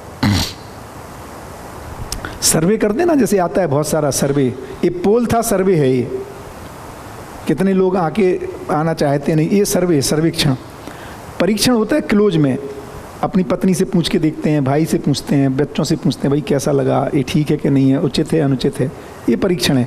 निरीक्षण अपने में ही जांचते हैं मैं जो कर रहा हूँ ठीक है कि नहीं है, ऐसा।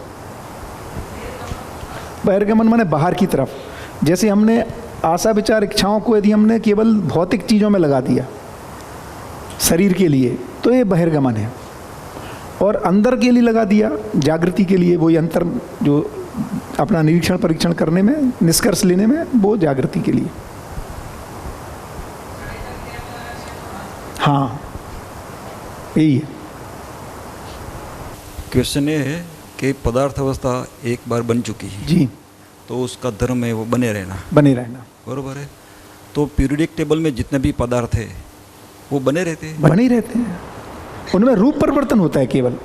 देखिए क्या हो रहा है, अंश के जैसे सूरज पे यदि कल्पना करें, अभी केवल हाइड्रोजन और हीलियम है, फ्यूजन होता रहता है, हाँ। है ना, फिशन फ्यूजन चलता रहता है।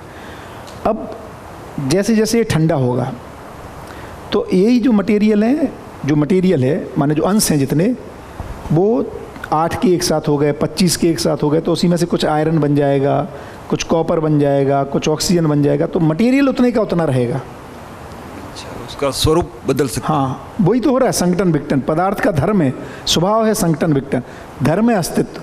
तो ये संगठित होकर के अलग अलग 118 वैरायटी में संगठित हो सकता है। तो हाइड्रोजन और ऑक्सीजन मिलके जो पानी बना, हाँ, तो अभी साइंटिस्ट बोल रहे हैं कि 50 के बाद पानी नहीं मिलेगा। 50 के बाद 2050 के बाद पानी नहीं मिलेगा। ये जो पानी की जो लड़ाई होने वाली है 2050 में, अब जैसे देखो इतना पानी गिर रहा है, ये हम कहाँ डाल दे रहे हैं, गटर में। तो अब पानी नहीं मिलेगा माने पीने योग्य पानी नहीं मिलेगा। अच्छा, समझ में आ रहा है, पानी कम नहीं हो रहा है। तो ये जो पानी को हमें रेन वाटर को हार्वेस्ट करना चाहिए था, इसकी बजाय हमने क्या किया, इसको गटर में जाने दिया। अब मुझे प्यास लग रही है तो मैं गड्ढा बोर डाल रहा हूँ, बोर 200 फीट नीचे जा रहा है। ये हमारी बेवकूफ़ी से, या तो हम इसको रिचार्ज करते, लाखों सालों से पानी मिल रहा था मानव जाति को, हमने पूरी गंगा ही गंदी कर दी। अब गंगा का पानी नहीं पी सकते आपको बोरवेल डालना पड़ेगा, फिर उसमें इसलिए पानी नहीं मिलेगा, उसकी बात कर रहे हैं वो। ये पानी ख़त्म नहीं होने वाला है। अच्छा, H2O खत्म नहीं होगा ना ना ना। वो जैसे वो खान में से हम गोल्ड निकाल देते हैं, हाँ, तो वापस तो रहता तो पृथ्वी पर ही है। हाँ, ऐसा ही नहीं, उसमें से निकल गया, करेक्ट, ऑर्नामेंट बन गया, हाँ, लेकिन अस्तित्व मत है। हाँ, वो तो है, कहाँ जाएगा। अच्छा, हाँ, बिल्कुल बिल्कुल, वो एरर हो रही।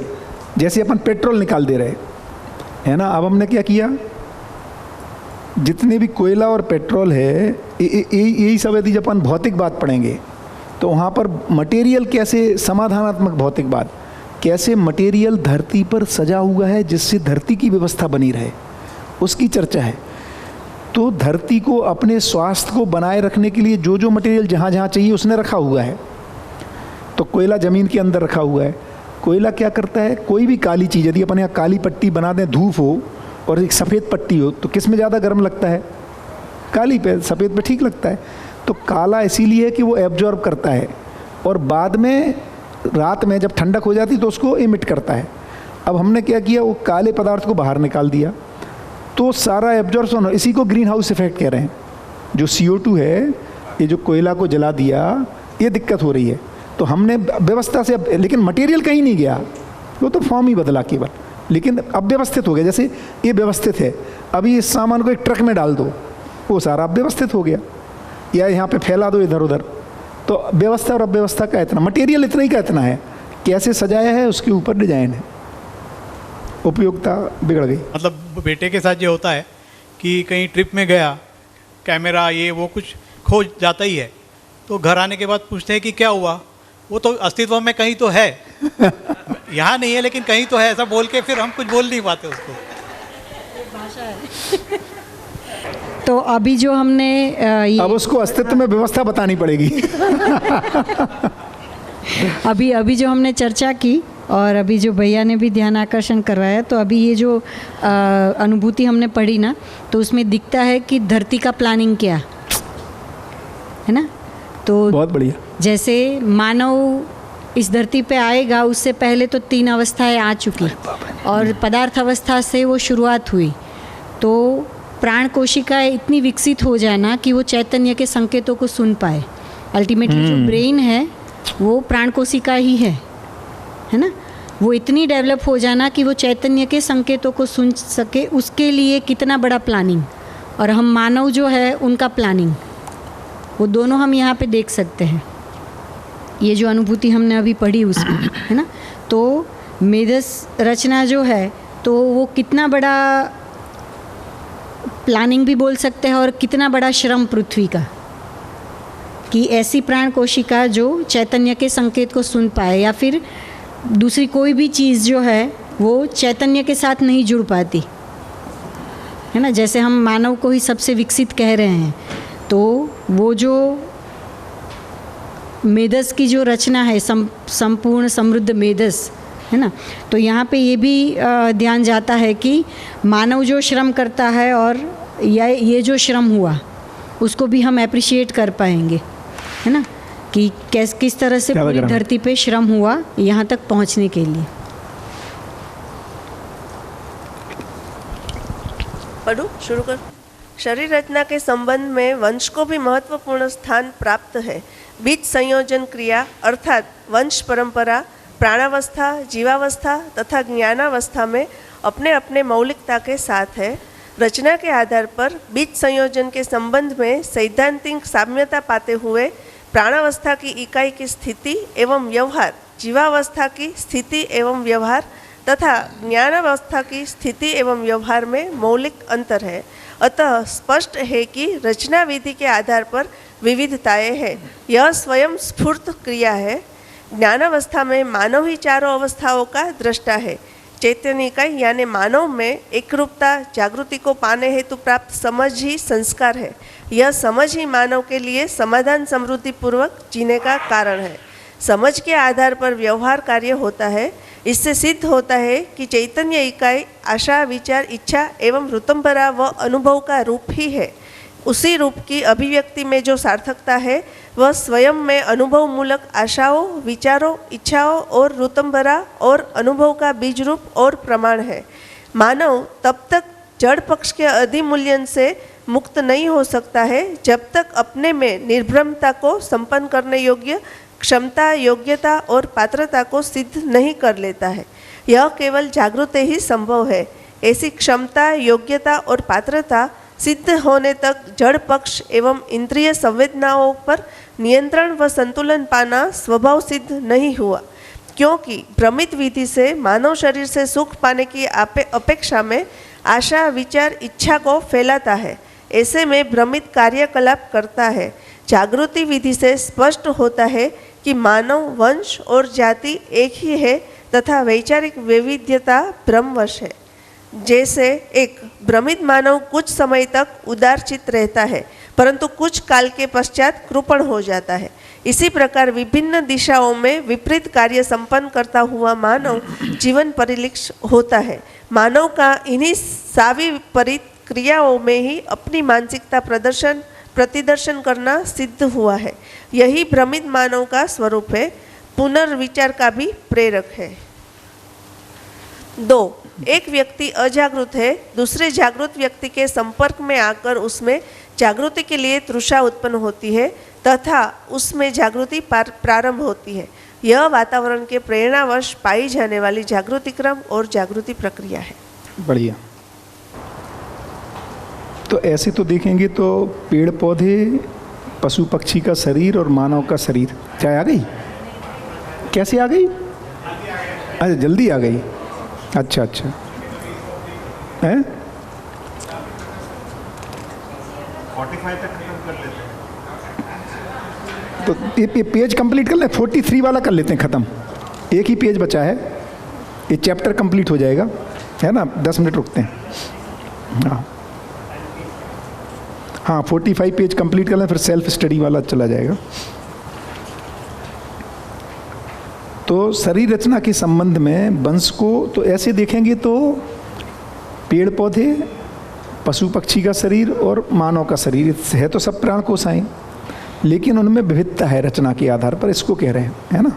तो तीनों अलग अलग दिखाई देंगे रचना के आधार पर। बीज संयोजन के संबंध में सैद्धांतिक साम्यता होते हुए प्राण अवस्था की इकाई की स्थिति एवं व्यवहार, जीव अवस्था की स्थिति एवं व्यवहार तथा ज्ञानावस्था की स्थिति एवं व्यवहार में मौलिक अंतर है। अतः स्पष्ट है कि रचना विधि के आधार पर विविधताएं हैं। यह स्वयं स्फूर्त क्रिया है, ये अपने आप ही ऐसा बना। वहाँ पे समृद्ध मेधस है, यहाँ पे समृद्धिपूर्ण मेधस हो गया।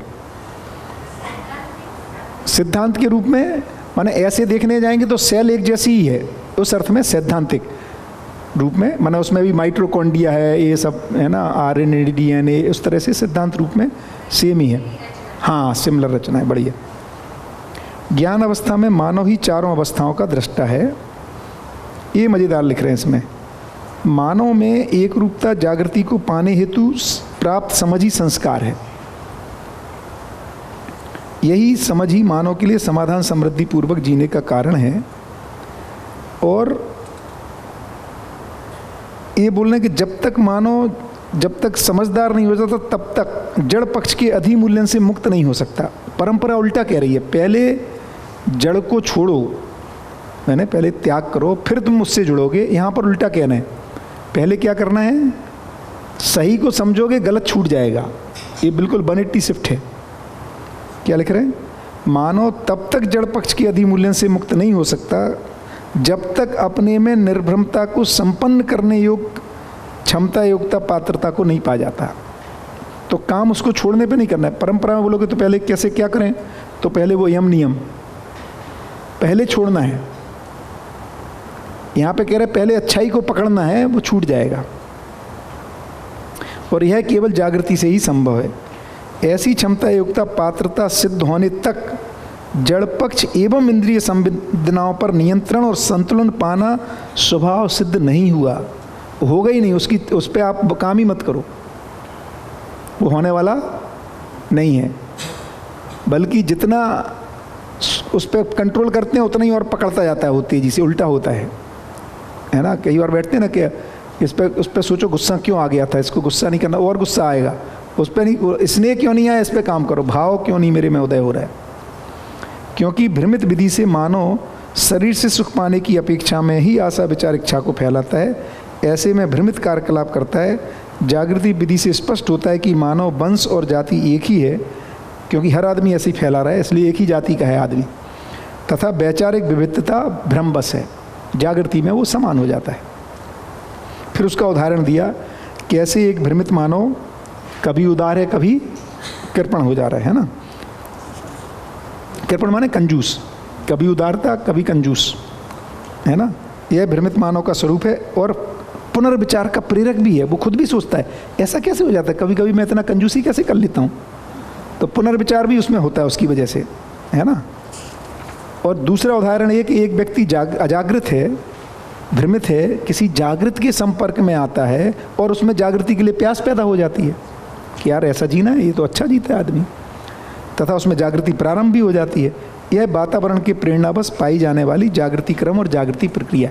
तो प्रक्रिया तो यही है, किसी जागृत व्यक्ति के संपर्क में आने से उसमें प्यास पैदा हो जाती है, सामने वाले में चाहत तो रहती है, यहाँ से फिर प्रक्रिया शुरू होती है। इसीलिए 3 चीज़ें किसी ने पूछा भी था, सतीश भाई शायद पूछे थे, पूर्व संस्कार जो पुरानी यात्राओं का जो भी है, फिर अध्ययन और वातावरण, इन 3 की योगफल में चीज़ें हो रही हैं। वातावरण चाहिए, अध्ययन भी करना है और फिर नया संस्कार बन जाएगा। संस्कार ए से शुरू किया, वातावरण और अध्ययन द्वारा संस्कार बी और पुष्ट हो गया। ये साइकिल हेलिकल जब तक कि पूर्ण नहीं हो जाए जागृति। बढ़िया, तो लास्ट पेज पढ़ लेते हैं। हाँ हाँ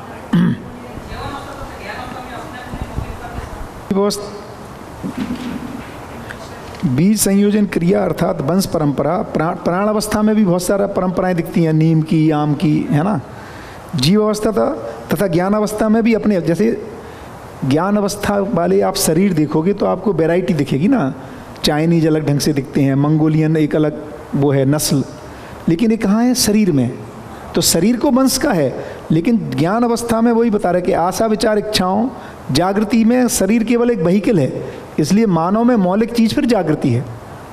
और शरीर, हर शरीर जागृति को व्यक्त करने में सक्षम है, इसलिए एक ही वैरायटी हो गई। फाइनली शरीर का काम वहाँ पर जागृति को व्यक्त करने के आधार पर,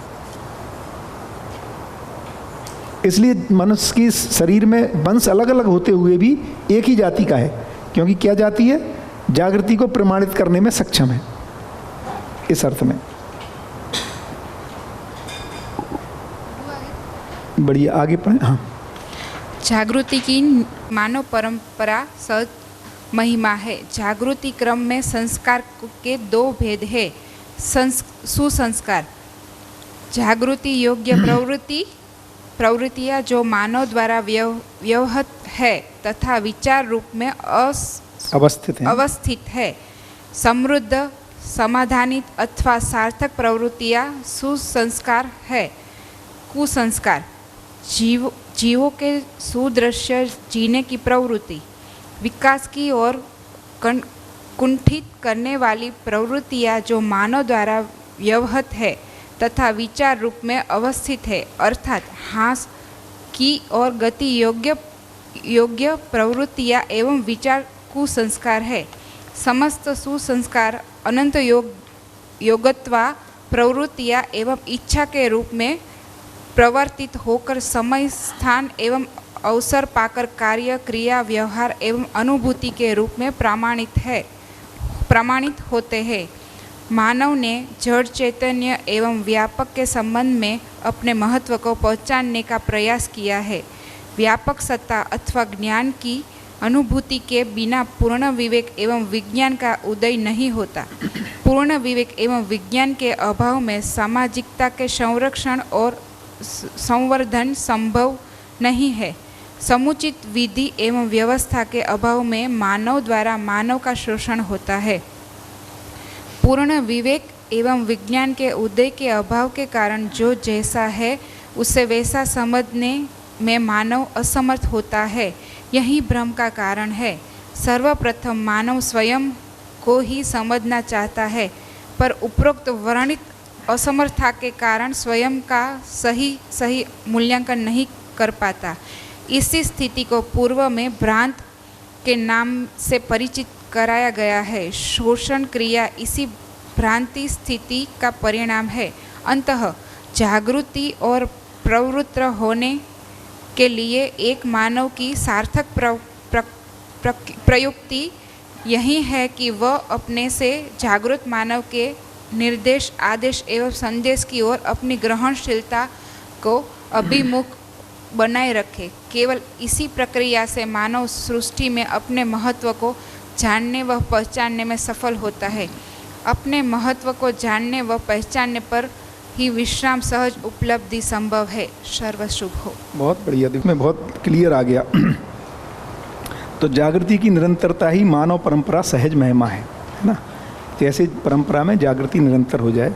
जागृति क्रम में संस्कार के दो भेद, एक तो जो जागृति योग प्रवृत्तियां हैं उसको सुसंस्कार, और जो भ्रमित स्थिति में हम जीवों जैसे जी रहे हैं, माने 4 विषय में आहार निद्रा भय मैथुन में, तो वो फिर कुसंस्कार है। समस्त सुसंस्कार अंततो गत्वा प्रवृत्तियों और इच्छा के रूप में समय अवसर पाकर के व्यक्त होता है। मानव ने अपने को जड़ चेतन और व्यापक माने हर चीज़ को जानने को, अपने महत्व को पहचानने का प्रयास किया है। व्यापक सत्ता अथवा ज्ञान की अनुभूति के बिना वो पूर्ण विवेक और विज्ञान का उदय नहीं हो पाता। तो क्या दो चीज़ों को समझना पड़ेगा, व्यापक सत्ता को और ज्ञान की अनुभूति माने उसका अनुभव करने को। पूर्ण विवेक, और यदि जब तक ये पूर्ण विवेक और विज्ञान नहीं होगा तब तक सामाजिकता का संरक्षण संवर्धन संभव ही नहीं है। इसलिए जागृति ही पहला स्टेप है, जिसको कह रहे हैं फिर माने शिक्षा का मानवीयकरण, कि विधि से चेतना विकास हो। समुचित विधि एवं व्यवस्था के अभाव में मानव द्वारा मानव का शोषण होता है। पूर्ण विवेक एवं विज्ञान के उदय के अभाव के कारण क्या हो रहा है, जो जैसा है उसको हम वैसा समझने में असमर्थ हैं, यही भ्रम है। तो सबसे पहले तो मानव स्वयं को ही समझना चाहता है, लेकिन ऊपर लिखा गया है उस असमर्थता के कारण, अर्थात विवेक, पूर्ण विवेक और विज्ञान में जागृति ना हो पाने के कारण वो सही स्वयं का मूल्यांकन नहीं कर पाता। तो सबसे इम्पोर्टेंट मुद्दा है कि हम अपना ठीक मूल्यांकन कर लें। इसी स्थिति को पूर्व में भ्रांत या भ्रमित स्थिति से परिचित कराया है। शोषण जो एक दूसरे का हम कर रहे हैं वो इसी वजह से हो रहा है। अतः अब करना क्या है, अतः जागृति की ओर प्रवृत्त होने के लिए एक मानव की सार्थक प्रयुक्ति या प्रयास क्या है, अपने से अधिक जागृत मानव के निर्देश, आदेश एवं संदेश की ओर अपनी ग्रहणशीलता, ये नहीं कह रहा कि मान ले, लेकिन ग्रहण करके उस पर विचार करे, लेकिन ग्रहण सुन पाए, है ना, ग्रहणशीलता को बनाए रखे। केवल इसी प्रक्रिया से मानव सृष्टि में अपने महत्व को जानने व पहचानने में सफल होता है। अपने महत्व को जानने और पहचानने पर ही विश्राम सहज उपलब्धि होती है। जो श्रम का विश्राम चाहिए, प्रयोजन जो है मानव का, वो सफल होता है। अंत तो गत्वा ने फाइनली, अंत में फाइनली मतलब फाइनली। बढ़िया, हाँ भैया है, नहीं फाइनली माने जो भी सुसंस्कार वाली प्रवृत्तियां वो व्यक्त होंगी ही। मतलब ऐसा नहीं कि सुसंस्कार है लेकिन व्यक्त नहीं हो रहा, वो व्यक्त होकर ही रहेगा। जैसे कोई भी मानव जागृति की तरफ बढ़ रहा है तो व्यापक सत्ता भी उसकी किसी तरह से मदद करती है। हाँ बिल्कुल, व्यापक सत्ता मदद करती। भाषा से ऐसा लग रहा है वो कुछ कर रही है, नहीं माने व्यापक सत्ता उसको प्रेरणा के रूप में उपलब्धि है। उसी से तो इंस्पिरेशन है हम सब में, उसमें होने से, मतलब वैसे है। हाँ, कारण तो वही है, महाकारण सहस्त्र, इसमें कोई डाउट नहीं है। राइट, क्योंकि मूल चेष्टा का आधार है वो। तो शायद परंपरा उसी तरफ हाँ डायरेक्शन इसलिए कर रहे होंगे। इसलिए परंपरा ने जो ब्रह्म का निरूपण किया कि कण कण में मैं हूँ, वो गलत नहीं है। हाँ। लेकिन ये जो कर्ता पद डाला उसमें, कर्ता पद उसमें नहीं, वो गड़बड़ है। हाँ। बस कि मैं ही करता हूँ, फिर तो हम लोग क्या कर रहे हैं, वो गड़बड़ है। सरेंडर में रह रहे। और हाँ भैया ये ए नागराज जी में, मतलब ए जो है वो अग्रहार गांव का नाम है। अग्रहार गांव, अग्रहार नागराज। अच्छा, अग्रहार गांव के हैं, हासन डिस्ट्रिक्ट में अग्रहार नामक एक गांव है। तो उनका नाम नहीं है ए, नागराज नाम है। अच्छा, ए नागराज। साउथ में ऐसा है कि एक बार आप नाम लिख दो तो पोस्टल एड्रेस जैसा है वो। ओके, वो घर चिट्ठी पहुंच जाएगी। गांव में ये आदमी मतलब वो गांव का नाम साथ में। अच्छा, तो सूरत आ जाती है।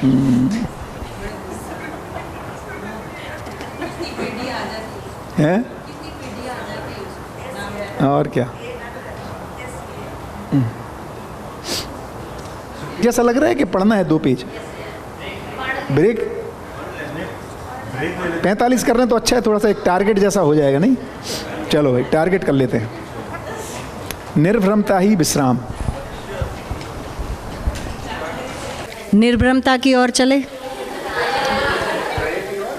निर्भ्रमता। नमस्कार नमस्कार।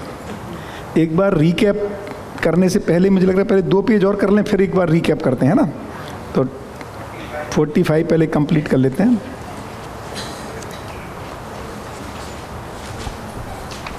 भैया का बिल्कुल बिल्कुल प्रभु भाई का स्वागत है ग्रुप में। बढ़िया।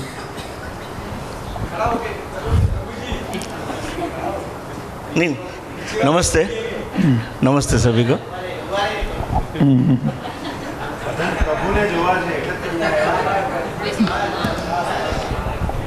नमस्ते बधाने। नमस्ते। हिंदी में श्री अजय भाई जी, चेतना दीदी और सभी अध्ययनार्थी, राजेश भैया। पहले से अध्ययन बिंदु में आना था तो नहीं आ सका। बाद में डीसा राजेश भाई मिले थे, माता जी का भी आशीर्वाद मिला था। गुरुवार के दिन माता जी ने फ़ोन किया और आप सबकी जो शेयरिंग है वो देखी मैंने, तो लगा कि अब 3 दिन तो 3 दिन जाना तो है, फ़ोन से नहीं चलेगा। तो कल दोपहर को जब एक सेशन देखा तो नीचे आकर मेरी धर्मपत्नी नीला को बोला कि क्या करूं, तो क्या आपको जाना है 3 दिन में? क्या मैं कि तो 3 दिन में जो होता है वो तीन जन्मों में भी नहीं होगा। तो छुट्टी देती है तो मैं टिकट करवाता हूँ। टिकट देख ली मैंने, तो क्या जाओ। तुरंत टिकट की और हितेंद्र भाई, महेंद्र भाई, हमारे भाटी साहब, वो सभी बड़ौदा गुजरात से आए, सतीश भाई है, तो मन मना लिया और ईश्वर कृपा से कल 4 बजे तय किया था और आज 5 बजे आ गया आपके बीच। और बहुत आनंद हुआ आपको सबका शेयरिंग और देख के, जो ध्यान से आप व्यवहार दर्शन को श्रवण पठन करते हैं। पारस भाई ने भी तुम्हारे स्कूल वाले जो टीचर है, कौन है, तालेगढ़, उनको याद ही दी है, सभी को याद करना। और डीसा वाले तो सब हमारे साथ ही है। और 3 दिन जम के साथ में काम करेंगे, अध्ययन करेंगे। धन्यवाद खूब भैया, धन्यवाद। थैंक यू चेतना दीदी। भैया थोड़ा सा परिचय मैं भी दे दूँ प्रभु। जी कहाँ के दिशा से है प्रभु भाई? वो तो नहीं, लेकिन मैं ज्ञानोदय गोष्ठी जो सुबह 7:30 लेती हूँ, हाँ। उसमें ही उनसे परिचय हुआ। और गांधीनगर से। हाँ, गांधीनगर से सुरेश भाई। हाँ बराबर। मतलब इस उम्र में जो सबसे ऐसा बोल सकते हैं कि इतने पर्टिकुलर स्टूडेंट कोई है कि नहीं है, समय से वो होते हैं। और जो भी होमवर्क होता है वो करके आते हैं। इतने मतलब इसमें लगे हुए हैं। बहुत शानदार। अच्छा, बिल्कुल शानदार, 1.5 साल हुआ। बहुत ही बढ़िया, गुड। और पूरा स्वीकार नहीं किया, यही करना और कुछ नहीं। क्या बात है, बहुत ही बढ़िया। आपको भी सुनता ही। हाँ, जनक भाई रूबरू पहली बार मिल रहा है, एकदम ठीक है, सरस, बढ़िया। तो देखो आपके आते ही निर्भ्रमता ही विश्राम से शुरू हो रहा है।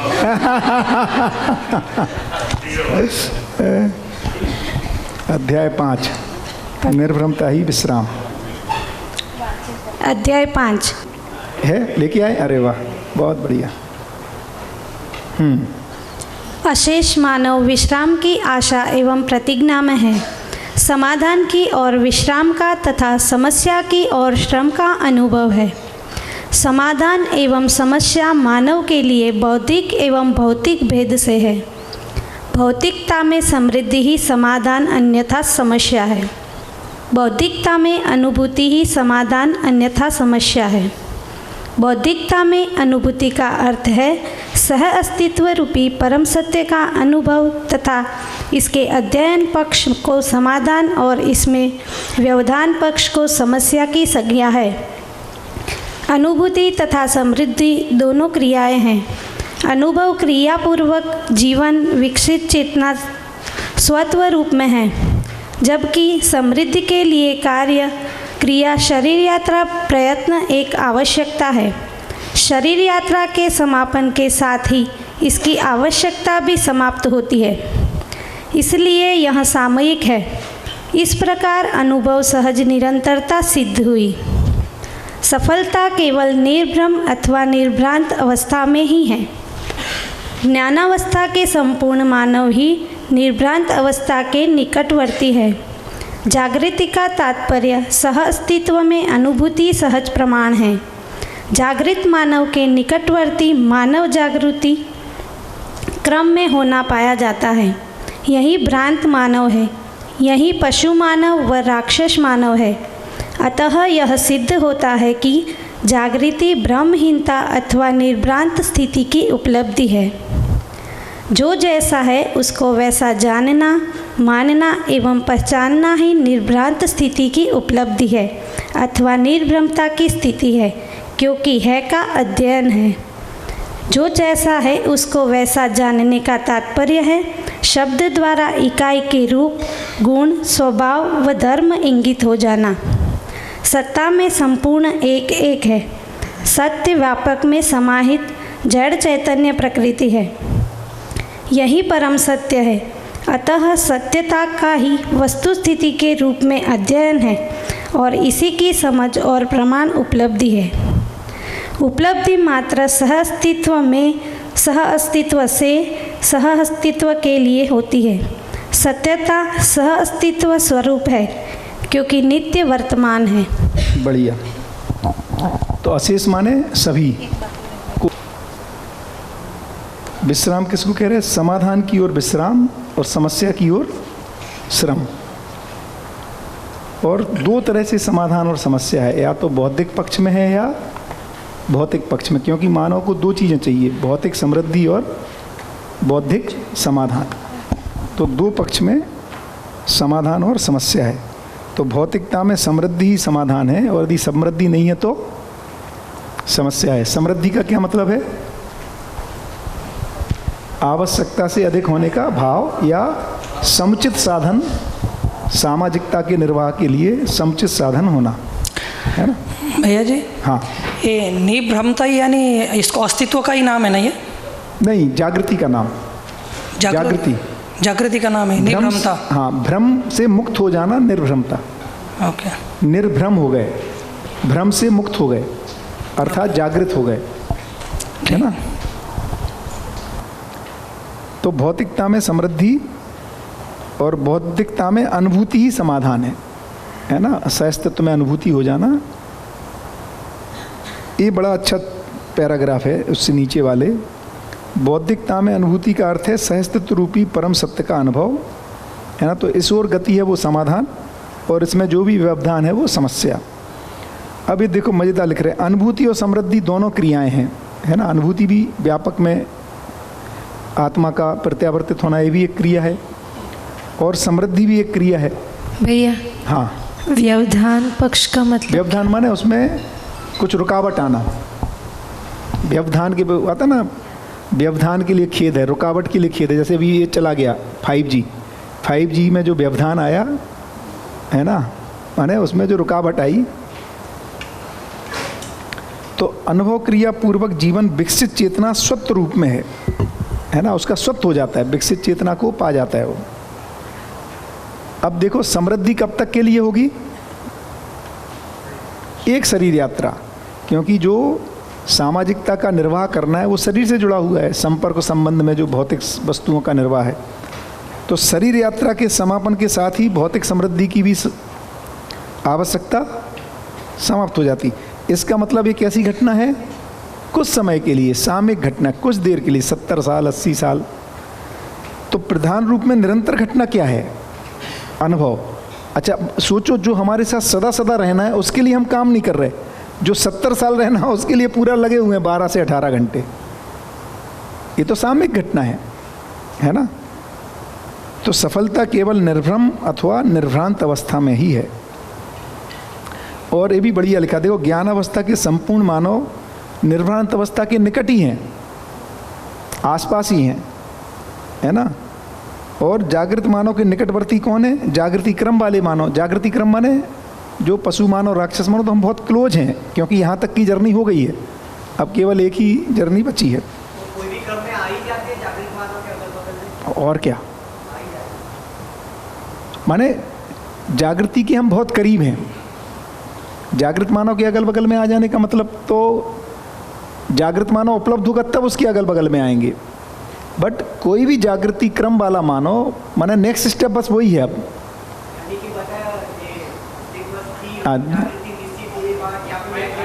हाँ नहीं, इसको क्या कह रहे हैं? निकटवर्ती है। देखो कई बार लोगों को जागृति बहुत दूर लगती है, ये कह रहे हैं इतना दूर नहीं है भाई, नेक्स्ट स्टेप वही है आपका।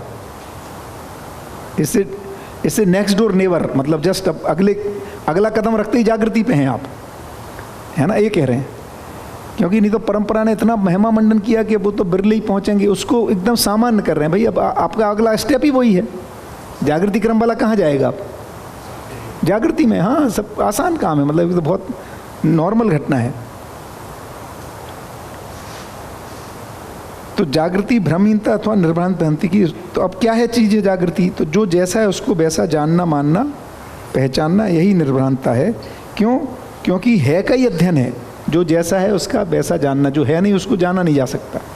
इसीलिए भ्रम का, अंधकार का, इन सब का अस्तित्व नहीं है, दुख का।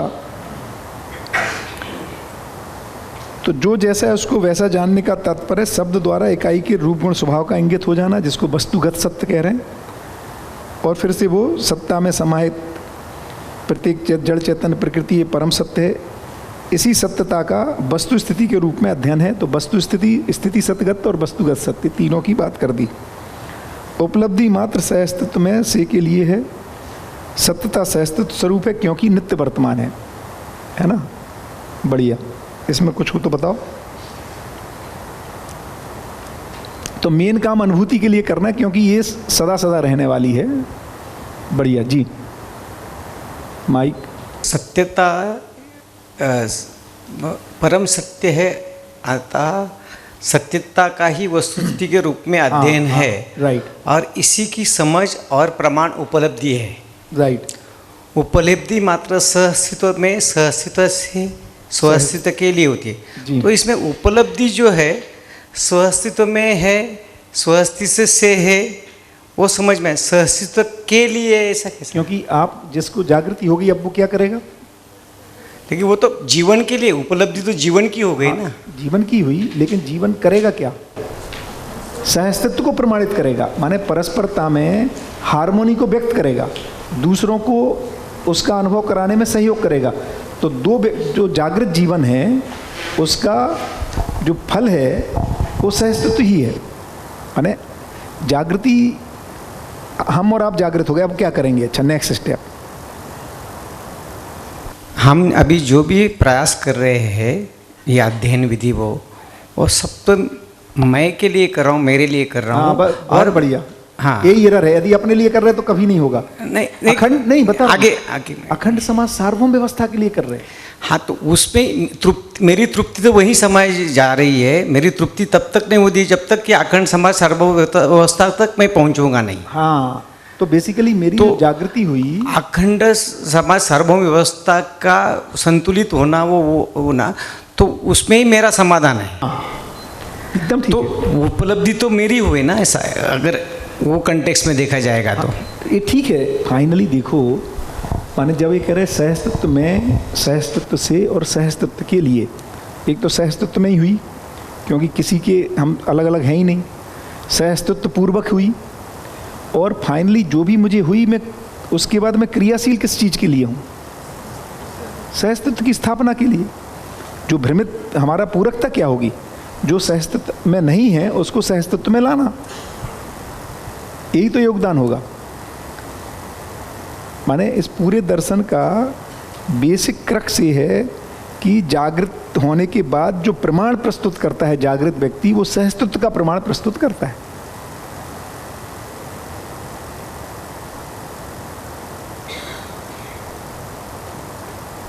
मुझे जो ये जागृति की प्रेरणा, वो तो सहअस्तित्व में अंतर्भूत है ही, उसी वजह से अगर ये जो कुछ भी क्रियाकलाप या प्रयास हो रहा है उसके अनुभूति है। बिल्कुल।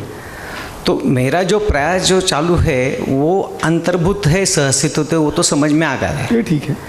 तो जब, लेकिन चाहत तो मेरी बनी हुई है, लेकिन चाहत तो मेरी ही है। बिल्कुल ठीक है। तो जब तक ये सार्वभौम व्यवस्था तक पहुंचता नहीं तब तक मेरा सेटिस्फेक्शन नहीं हो सकता। हाँ, वो गति का गंध नहीं, सेटिस्फेक्शन तो आपका क्रियापूर्णता से हो जाए, प्रमाणित करने के लिए है। निर्भ्रांत स्थिति क्रियापूर्णता को कह रहे हैं। तो आपकी जागृति तो हो गई, अब वो किसके लिए हुई? सहअस्तित्व को प्रमाणित करने के लिए, है ना? जागृति में ही हो गया सहस्तित्व, मतलब वो आपका निर्भ्रम, आपका सुख शांति संतोष आनंद तो वहीं सुनिश्चित हो गया। अब मुझे जो मिलना था वो भी मिल गया, और उसका जो है उसकी वजह से सहअस्तित्व के लिए हो। बस भैया, मेरा जागृत होना भी सहअस्तित्व के लिए ही है, और नहीं तो क्या, और काम ही नहीं है कुछ इसके अलावा। उल्टा करके देखो, कई बार क्या मैं असहस्तित्व के लिए कर रहा हूँ, उसके बाद तो पता लगा अभी असहस्तित्व के लिए कर रहा हूँ। जब भ्रमित हूँ वहाँ पे मैं सहअस्तित्व को प्रमाणित नहीं कर पा रहा, उसके बाद तो सहअस्तित्व के लिए ही क्रियाशील हूँ। जी कुछ कह रहे हैं? इसमें शायद मैं कुछ जो बोल रही हूँ वो मुझे सही है कि गलत बताना। जैसे कि एज अ टीचर हम बच्चों को पढ़ाते हैं, ठीक है, तो हमने उस बच्चों को पढ़ाया, बच्चे के अंदर जो थोड़ा बहुत नॉलेज डेवलप हुआ, वो बच्चा आगे जाके, यानी कि वो बच्चा आगे जाके आगे बढ़ गया, तो वहाँ पे मेरी तृप्ति तो हुई, मुझे सुख शांति मिली थोड़ी कि चलो हमारे पढ़ाए हुए बच्चे आगे बढ़ रहे, लाइफ में कुछ कर रहे, सीख रहे।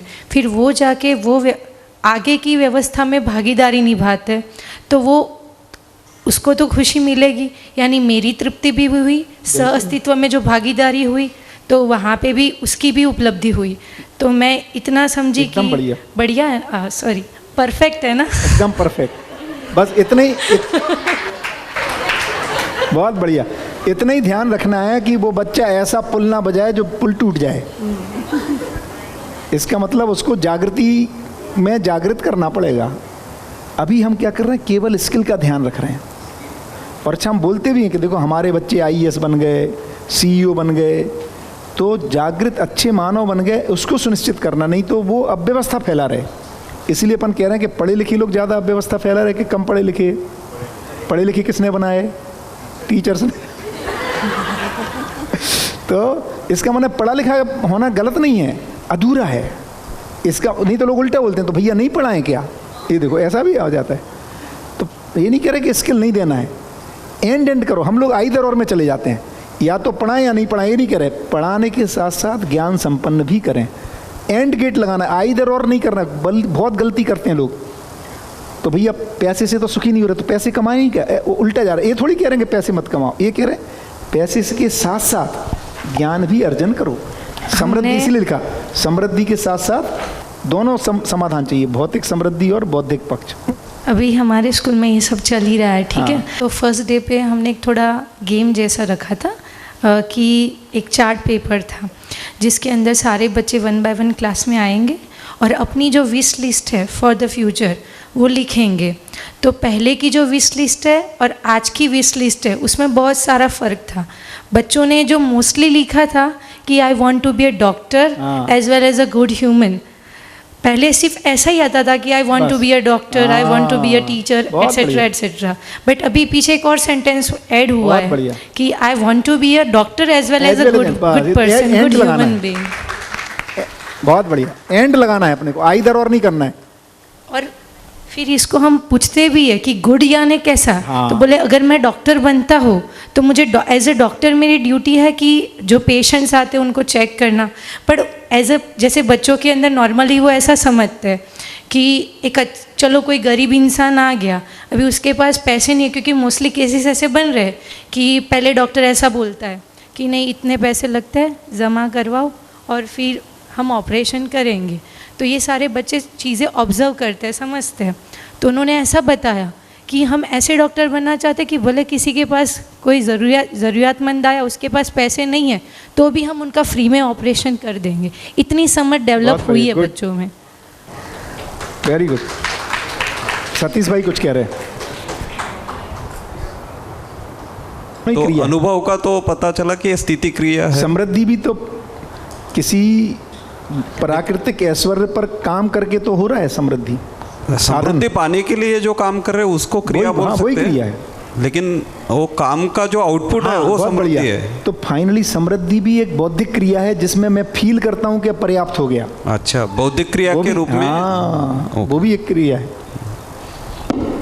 बहन जी ने जो बोला ना उसमें भी मैंने थोड़ा ऑब्जर्वेशन हुआ लास्ट ईयर से।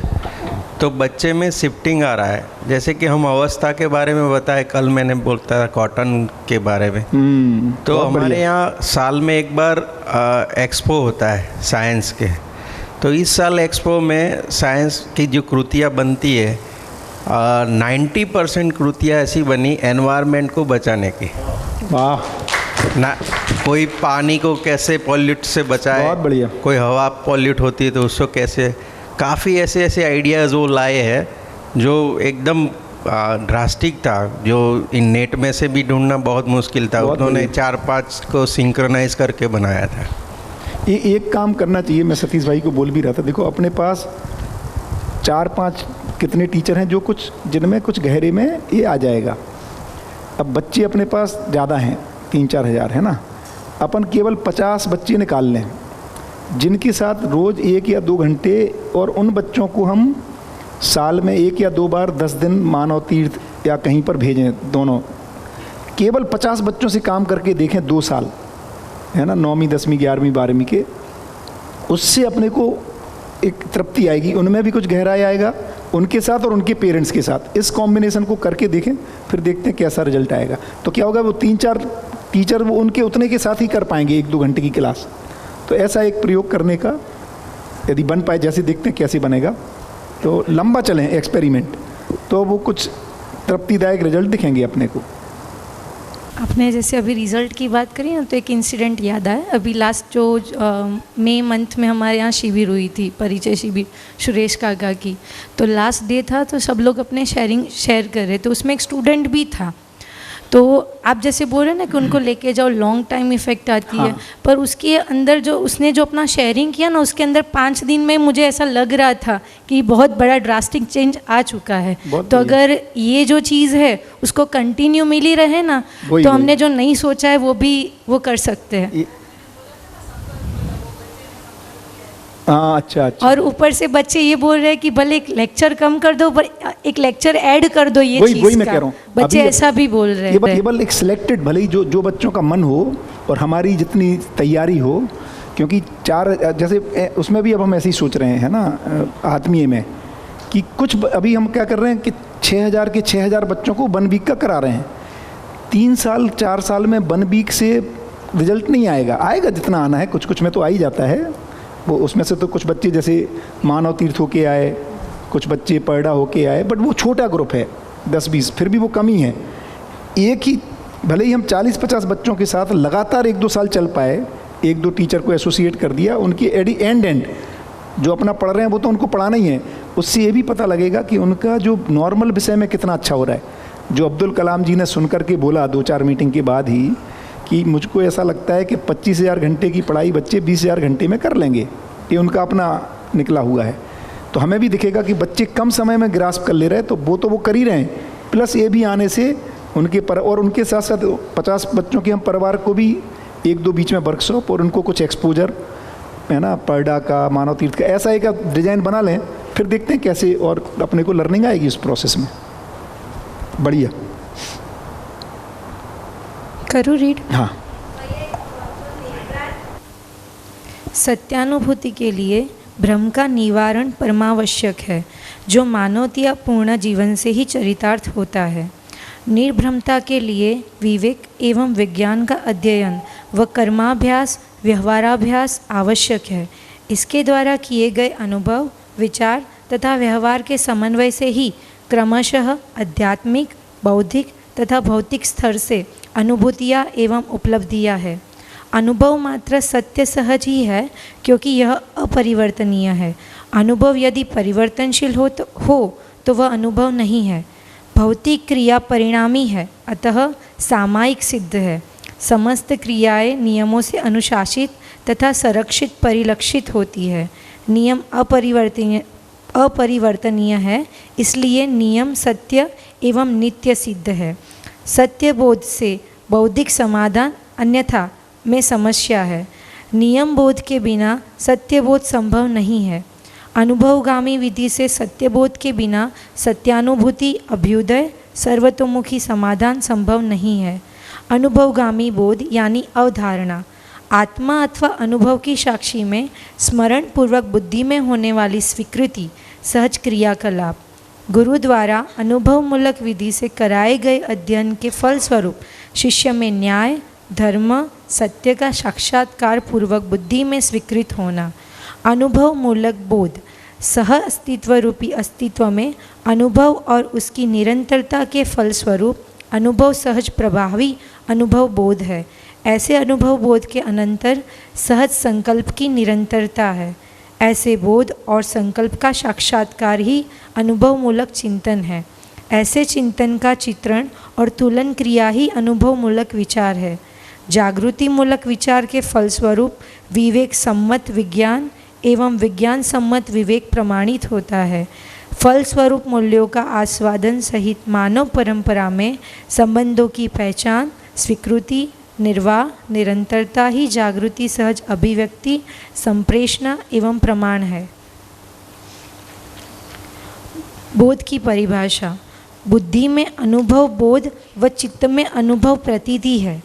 प्रतीति आभास, भास की परिभाषा, स अस्तित्व सहज अनुभव आत्मा में होता है, जिसका अनुभव मूलक विधि से बोध बुद्धि में होता है।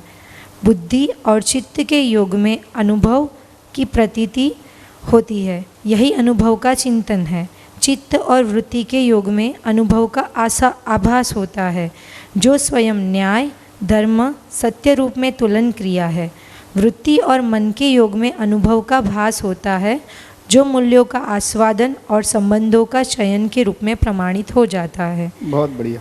मैं डिटेलिंग 10 क्रियाओं का भी एक बार फिर से देख लेंगे। तो सत्य अनुभूति के लिए भ्रम का निवारण परम आवश्यक है, जो मानवीयतापूर्ण जीवन से ही चरितार्थ होता है। निर्भ्रमता के लिए बिना देखो विवेक एवं विज्ञान का अध्ययन, कर्म अभ्यास, व्यवहार अभ्यास आवश्यक है। तो ये लगेगा है ना, व्यवहार अभ्यास और कर्म अभ्यास। ये जो चर्चा हुई, ये जो तर्क पूर्वक जो भी सहमतियाँ बनेंगी या निष्कर्ष आएंगे, उसको फिर जीने में अभ्यास करने से ही अवधारणा बोध जो आगे बता रहे हैं, अनुभवगामी बोध। तो अनुभव मात्र सहज, सत्य सहज ही है, क्योंकि यह अपरिवर्तनीय। सत्य कैसा है? सत्य में कोई परिवर्तन है ना, उसमें कोई क्रिया ही नहीं है, परिवर्तन नहीं है। अनुभव यदि परिवर्तनशील है तो फिर वो अनुभव ही नहीं है ना, अनुभव बदलता नहीं है। अनुभव इसीलिए सबको एक जैसा होता है। सहअस्तित्व का जो अनुभूति है, भौतिक क्रिया बदलती है, इसलिए सामिक सिद्ध है। समस्त, लेकिन भौतिक क्रियाएं भी बदल रही हैं, लेकिन बदल किसी नियम से रही हैं। उसमें भी नियम शाश्वत रहता है, इसलिए सत्य और नियम एक ही चीज़ है ना। इसलिए नियम सत्य एवं नित्य सिद्ध है। इसलिए नियम को भी व्यापक का ही एक्सप्रेशन है। वो नियम, जितने भी चीज़ें जो अपरिवर्तनीय हैं, वो जो अपरिवर्तनीय चीज़ है उसी का एक्सप्रेशन है, वही है वो। सत्य बोध से बौद्धिक समाधान, अन्यथा में समस्या है। नियम बोध के बिना सत्य बोध संभव नहीं है। अब अनुभव, दो तरह की बात कर रहे हैं। अनुभवगामी विधि से सत्य बोध के बिना सत्य अनुभूति, तो पहले क्या होगा? सत्य बोध होगा, फिर सत्य की अनुभूति होगी, है ना। अभ्युदय सर्वतोमुखी समाधान संभव नहीं है। अब अनुभवगामी बोध, आत्मा अथवा अनुभव की साक्षी में स्मरण पूर्वक बुद्धि में होने वाली स्वीकृति सहज, इसीलिए यहाँ पे स्वीकृति है। यहाँ पे जो स्वीकृति सहज क्रिया है उसको कह रहे हैं अनुभवगामी बोध। गुरु द्वारा अनुभव मूलक विधि से कराए गए अध्ययन के फलस्वरूप, तो ये जो गुरु के द्वारा है ना, जो अध्ययन कराया जा रहा है, जिसमें हम पठन कर रहे हैं, है ना, तुलन विश्लेषण कर रहे हैं, मनन कर रहे हैं, जहाँ पर हमारा चित्रण बदल रहा है, अभ्यास कर रहे हैं, फलस्वरूप साक्षात्कार हो रहा है, अवधारणा बोध हो रहा है और बोध पूरा हो रहा है, इसको कह रहे हैं अनुभवगामी बोध। है ना, जो गुरु द्वारा अनुभव मूलक विधि से, गुरु को अनुभव है ना, उसके आधार पर गुरु ये मार्गदर्शन पूर्वक हमको अनुभव मूलक बोध तक लेके जा रहा है। तो गुरु द्वारा अनुभव मूलक विधि से कराए गए अध्ययन के फलस्वरूप शिष्य में न्याय धर्म सत्य का साक्षात्कार पूर्वक, यहाँ पर जो न्याय धर्म सत्य का साक्षात्कार पूर्वक बुद्धि में स्वीकृत होना, इसका नाम है अवधारणा बोध। ठीक है, बढ़िया। अब अनुभव मूलक बोध क्या है? ओके, यहाँ पर लिखा है नियम अपरिवर्तनीय है, नियम बदलता नहीं, जो है नियम बदलता नहीं है, जो है वो है, बना ही रहता नियम, नियम नहीं बदलता है, चाहे सतयुग हो चाहे कलयुग हो, है ना, नियम हमेशा एक जैसा बना रहता है। क्योंकि समय से यदि नियम बदल जाए तो फिर वो नियम नहीं है, ऐसा है। हाँ, इसीलिए लिखा नियम ही न्याय, न्याय ही धर्म, ये सब उसी के एक्सप्रेशन है, सत्य के, ईश्वर के, व्यापक के, पूर्ण के। इसलिए नियम कम और ज़्यादा से मुक्त है, पूर्ण है, अपरिवर्तनीय है, क्योंकि वो कोई भौतिक क्रिया नहीं है, वो जो परिणामवादी हो, उसमें परिणाम अपरिणामिता है। तो सहस्तित्व रूपी अस्तित्व में अनुभव और उसकी निरंतरता के फलस्वरूप, अब अनुभव मूलक बोध की बात कर रहे हैं, तो अनुभव कहाँ होगा? आत्मा में, है ना।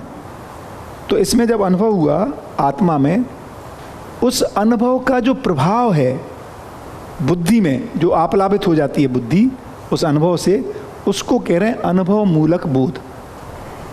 तो सहस्तित्व रूपी अस्तित्व में अनुभव और उसकी निरंतरता के फलस्वरूप अनुभव सहज प्रभाव ही बुद्धि में अनुभव बोध है ना, उसको अनुभव बोध कह रहे। ऐसे अनुभव बोध के अनंतर सहज संकल्प की निरंतरता है ना, कि अब सच्चाइयों को, सहज तत्व को प्रमाणित करना है।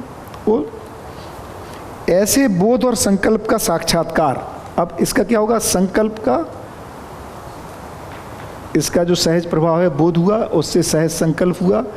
ऐसे बोध और संकल्प का साक्षात्कार पूर्वक चित्रण होता है, उसी को चिंतन कह रहे हैं। ऐसे बोध और संकल्प का साक्षात्कार ही अनुभव मूलक चिंतन है।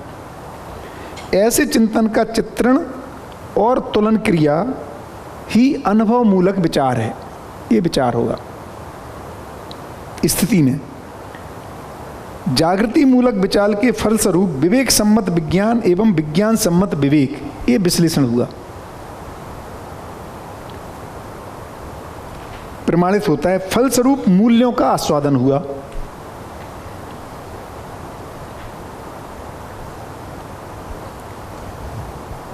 फलस्वरूप मूल्यों को आस्वादन सहित मानव परंपरा में संबंधों की पहचान, स्वीकृति, निर्वाह, निरंतरता ही जागृति सहज अभिव्यक्ति, संप्रेषणा और प्रमाण है। यहाँ पे फिर उसका जीने में प्रमाण आ गया। ये प्रक्रिया हो रही है, अनुभवगामी और अनुभव मूलक। मैं इसको ऐसा समझाऊँ, मतलब हाँ, अनुभवगामी मतलब जो जागृति की तरफ बढ़ रहा है, बस बिल्कुल, जैसे हम और आप हो गए। और अनुभव मूलक मतलब बाबा जी जो समझने के बाद जो, या हम भी जब समझने के बाद ऐसे चलेंगे, समझने के बाद। लेकिन अभी जो समझे बाबा जी समझे तो अनुभवगामी से वो नीचे आए, बिल्कुल बिल्कुल, और अपन नीचे से ऊपर जा रहे एकदम। और ये थोड़ा मुझे समझना था भैया। हाँ, विज्ञान सम्मित विवेक और विज्ञान सम्मित विवेक सम्मत विज्ञान, ये दोनों कैसे? हाँ, ये क्या चीज है? देखिए, चिंतन में इधर लक्ष्य पता चलता है, प्रयोजन और लक्ष्य इधर है, और उसको पाने के लिए जो दिशा है वो विज्ञान है। तो लक्ष्य को कहते हैं विवेक, और लक्ष्य को पाने के लिए जो प्रयास है, जो दिशा है, जो कार्यक्रम है, उसको कह रहे हैं विज्ञान। तो विवेक सम्मत विज्ञान इधर हो गया, और विज्ञान सम्मत विवेक भी रहेगा। मतलब हम ऐसा कोई काम नहीं कर रहे जो संभव ही नहीं है ना, तो वो विज्ञान सम्मत होगा। जैसे ऐसी बिल्डिंग नहीं बना रहे कि जो खड़ी नहीं हो सकती, है ना। तो दोनों चीज़ें साथ साथ चल रही, विवेक सम्मत विज्ञान और विज्ञान सम्मत विवेक। अभी क्या है, बहुत सारा धर्म में विज्ञान सम्मत नहीं है धर्म, है ना। जैसे मैं कह रहा था जैनिज्म में 2 चांद हैं, अब वो चांद पे आदमी जा नहीं सकता, ऐसा विज्ञान सम्मति नहीं हो पा रही चीज़ें। अभी भी बाइबल अभी जाके माफ़ी मांगी है कि हाँ गैलीलियो ने जो कहा था वो ठीक था, है ना, अब इतने साल के बाद। नहीं तो मानने को तैयार नहीं है, अभी भी उनको लगता है धरती ही केंद्र है। तो विज्ञान सम्मत नहीं है उनका जो विवेक पक्ष को बता रहे हैं। भैया, नियम बोध के बिना सत्य बोध संभव नहीं है, मतलब सत्य में नियम समाया हुआ। सत्य और नियम एक ही चीज है। एक ही चीज के बिना नियम बोध के फल स्वरूप सत्य बोध हो गया। हाँ, सत्य बोध से आगे सत्यानुभूति अभ्युदय हुआ और सर्वतोमुखी समाधान तक पहुँचे अपने। इधर ये सत्यानुभूति अभ्युदय जो है, हाँ, वो थोड़ा स्पष्ट कीजिए। हाँ, और एक सेंटेंस अभी बीच में आया कि सत्यबोध से बौद्धिक समाधान अन्यथा में समस्या है। सत्यबोध से बौद्धिक समाधान अन्यथा में समस्या है। हाँ, यदि सत्यबोध नहीं हुआ तो फिर समस्या है। अन्यथा माने यदि नहीं हुआ तो समस्या है। सत्यबोध से ही समाधान है, अन्यथा में समस्या है। माने असत्य, माने हालांकि असत्य का बोध नहीं होगा, फिर उसका माने वो चित्रण में रहेगा। असत्य मान्यताओं से समस्या है। सत्य अनुभूति, अभी सत्य, पहले सत्य बोध होगा तभी सत्य का अनुभव होगा। बुद्धि में जब तक बोध नहीं होता है तब तक अनुभव नहीं होगा। इसलिए कह रहे सत्य बोध के बिना सत्य अनुभूति नहीं होगी। और उसी को फिर कह रहे हैं यदि वो हुआ सत्य अनुभूति तो फिर अभ्युदय होगा, या अभ्युदय नहीं होगा नहीं तो। और सर्वतोमुखी समाधान संभव नहीं है। यदि सत्यबोध नहीं हुआ, सत्य अनुभूति नहीं हुई तो अभ्युदय भी नहीं होगा, सर्वतोमुखी समाधान भी नहीं। सत्य की अनुभूति की शुरुआत इस हिसाब से देख सकते। हाँ हाँ, सत्य को अनुभूति होने की शुरुआत होने के लिए सत्यबोध होना जरूरी है। उसके लिए सत्यबोध, न्याय धर्म सत्य का साक्षात्कार जरूरी है। उसके लिए हमारे में चित्रण में सच जो जैसा है उसका चित्रित होना जरूरी है। उसके लिए हमारे विचार में न्याय धर्म सत्य क्या है, तर्क में स्पष्ट होना जरूरी है। और फिर अभ्यास पूर्वक वो साक्षात्कार बोध ऐसे चलेगा। बढ़िया। तो हमारे अच्छा 2 रह गए। बोध, तो बोध की परिभाषा क्या है भैया? एक मिनट। बुद्धि में अनुभव बोध और चित्त में अनुभव की प्रतीति होती है। अब इन्होंने 4 शब्दों को क्लियर किया, इसको कर देते हैं फिर ले लेते हैं। भास, आभास, प्रतीति और अनुभव।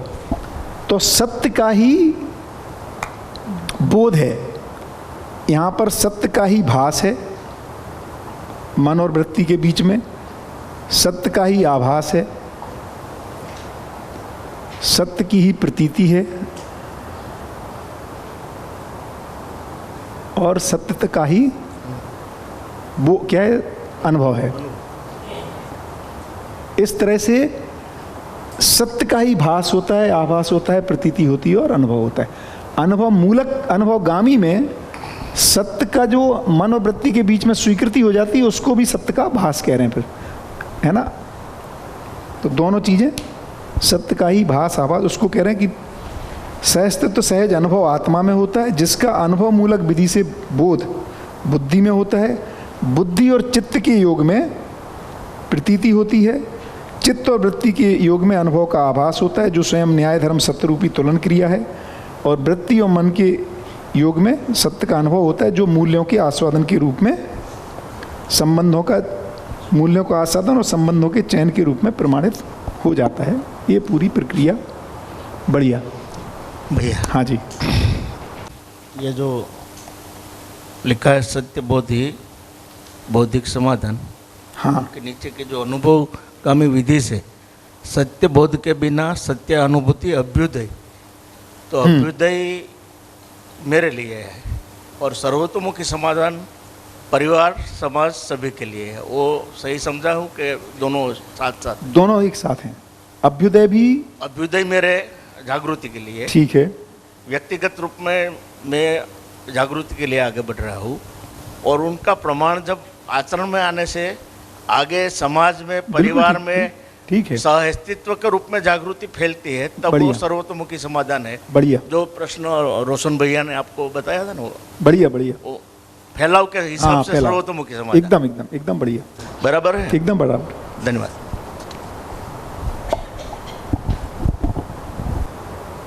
नहीं, जो हम शरीर को स्वीकारते हैं जीवन, वो सोचते मैं शरीर को जीवन स्वीकारता है। हाँ, वो तो भ्रम का है, उसमें सत्य का आभास कहाँ है? वही तो भ्रम है। माने शरीर, जीवन शरीर को ही मैं मान लेता है, ये सत्य आभास थोड़ी है, आभास है। मैं शरीर से भिन्न हूँ, ये आभास भास है। नहीं, भाष में दोनों ही आता है ना, सही और गलत? नहीं नहीं नहीं, सत्य का ही भास होता है, सत्य का ही भास, सत्य का ही आभास, सत्य की ही प्रतीति और सत्य का ही अनुभव। सत्य भासता है, ऐसा लिखा है, अमानव को भी सत्य भासता है। किस रूप में? कि मैं शरीर से तो कुछ अलग हूँ, इतना उसको भासता है। अनुभवगामी विधि में बाबा जी के अनुभव की रोशनी में हमको जो सूचना मिलती है, वहाँ से भास आभास प्रतीति जो है वो अनुमान के रूप में बनेगा। बिल्कुल। और साक्षात्कार में हो जाके वो स्थिर होगा, लेकिन होगा वो सत्यता का ही, सत्य का ही। बढ़िया। तो इसमें एक भैया, हाँ। जो ये है तीसरे अनुभूति 45 पेज पे है ना, निर्भ्रमता के लिए विवेक एवं विज्ञान का अध्ययन व कर्माभ्यास व्यवहाराभ्यास आवश्यक है। तो बढ़िया। हाँ, निर्भ्रमता के लिए जो हम विश्राम की स्थिति यहाँ पे हमें बताई गई है, उसके लिए कर्माभ्यास और व्यवहाराभ्यास है ना। तो बौद्धिक समाधान और भौतिक समृद्धि, तो जो भौतिक समृद्धि है उसके लिए शरीर से श्रम, और बौद्धिक समाधान के लिए मन वृत्ति चित्त बुद्धि आत्मा से विश्राम की स्थिति। तो श्रम कहाँ पे है और विश्राम कहाँ पे है, और उसके अनुसार कर्माभ्यास और व्यवहाराभ्यास, क्योंकि बिना कर्माभ्यास और व्यवहाराभ्यास के बोलना हो जाएगा, बोल लेंगे ये जो पूरा दर्शन है, लेकिन जीने में नहीं आएगा, है ना। क्योंकि व्यवहाराभ्यास जब करते हैं तब पता चलता है कि समझ में कितना आया है। जैसे अभी यहाँ पे हम कल से नियम बना दें कि हमारी रसोई जो है वो भी हम लोगों को साथ में बनानी है और फिर यहाँ पे बैठ के अध्ययन करना है, तो वो व्यवहाराभ्यास का बहुत बढ़िया वो मिल जाता है। वो किचन जो है वो सबसे बड़ा व्यवहाराभ्यास का स्थल ही है। तो वहाँ से पता चलता है, मतलब इसलिए परिवार को ही प्रयोगशाला कहा है बाबा जी ने, है ना। तो ये ध्यान जाता है कि ये व्यवहाराभ्यास है और साथ में कर्माभ्यास भी। जैसे काम करने जाते हैं तब भी दूसरे लोगों का सपोर्ट चाहिए, उसके साथ मिलके कोई ना कोई काम करते हैं, तो वहाँ पे अगर कारण साम्यता जो हमने कल समझा था वो और लक्ष्य साम्यता नहीं है तो कार्यक्रम जो है वो सफल नहीं होते। तो बौद्धिक समाधान के बाद भौतिक समृद्धि और उसके लिए कर्माभ्यास और व्यवहाराभ्यास है, ये इतना ध्यान दें। बढ़िया। वही प्रकृति में से जो कुछ मिला है उसी पे श्रम करना है, वही कर्माभ्यास। व्यवहाराभ्यास मानव का मानव के साथ। बढ़िया। तो मुझे लगता है कि अब 45 से 60 है ना, 46 से 60 तक पढ़ें, और क्या उपलब्धि रही इसको 1 to 45 भी कैसे, पहले 60 तक पढ़ लें, जिससे फिर बचे हुए समय में एक बार फिर से रिव्यू करें कि हमें क्या नया समझ में आया। अब तो लगभग अपन आज हाफ भी आ गए, 4th डे है ना। तो क्या स्पष्ट हुआ जो पहले परिचय शिविर और अध्ययन बिंदु शिविर से अलग है, ऐसा अब तो मुझे भी लग रहा है कि कुछ तो हुआ है अलग, है ना, बट उसको नया स्पष्ट हुआ कैसे उसमें जीने में ये बदलेगा। बढ़िया। तो अभी 45 से 60 कल अपन ठीक ठाक गति है, ऐसा लग रहा है, अभी पकड़ लिया अपन ने स्पीड, है ना। तो अभी स्वपठन कर लें 45 से 60 का, और शाम को फिर अपन चर्चा कर लेंगे यदि अपन पहले हो गया तो, है ना।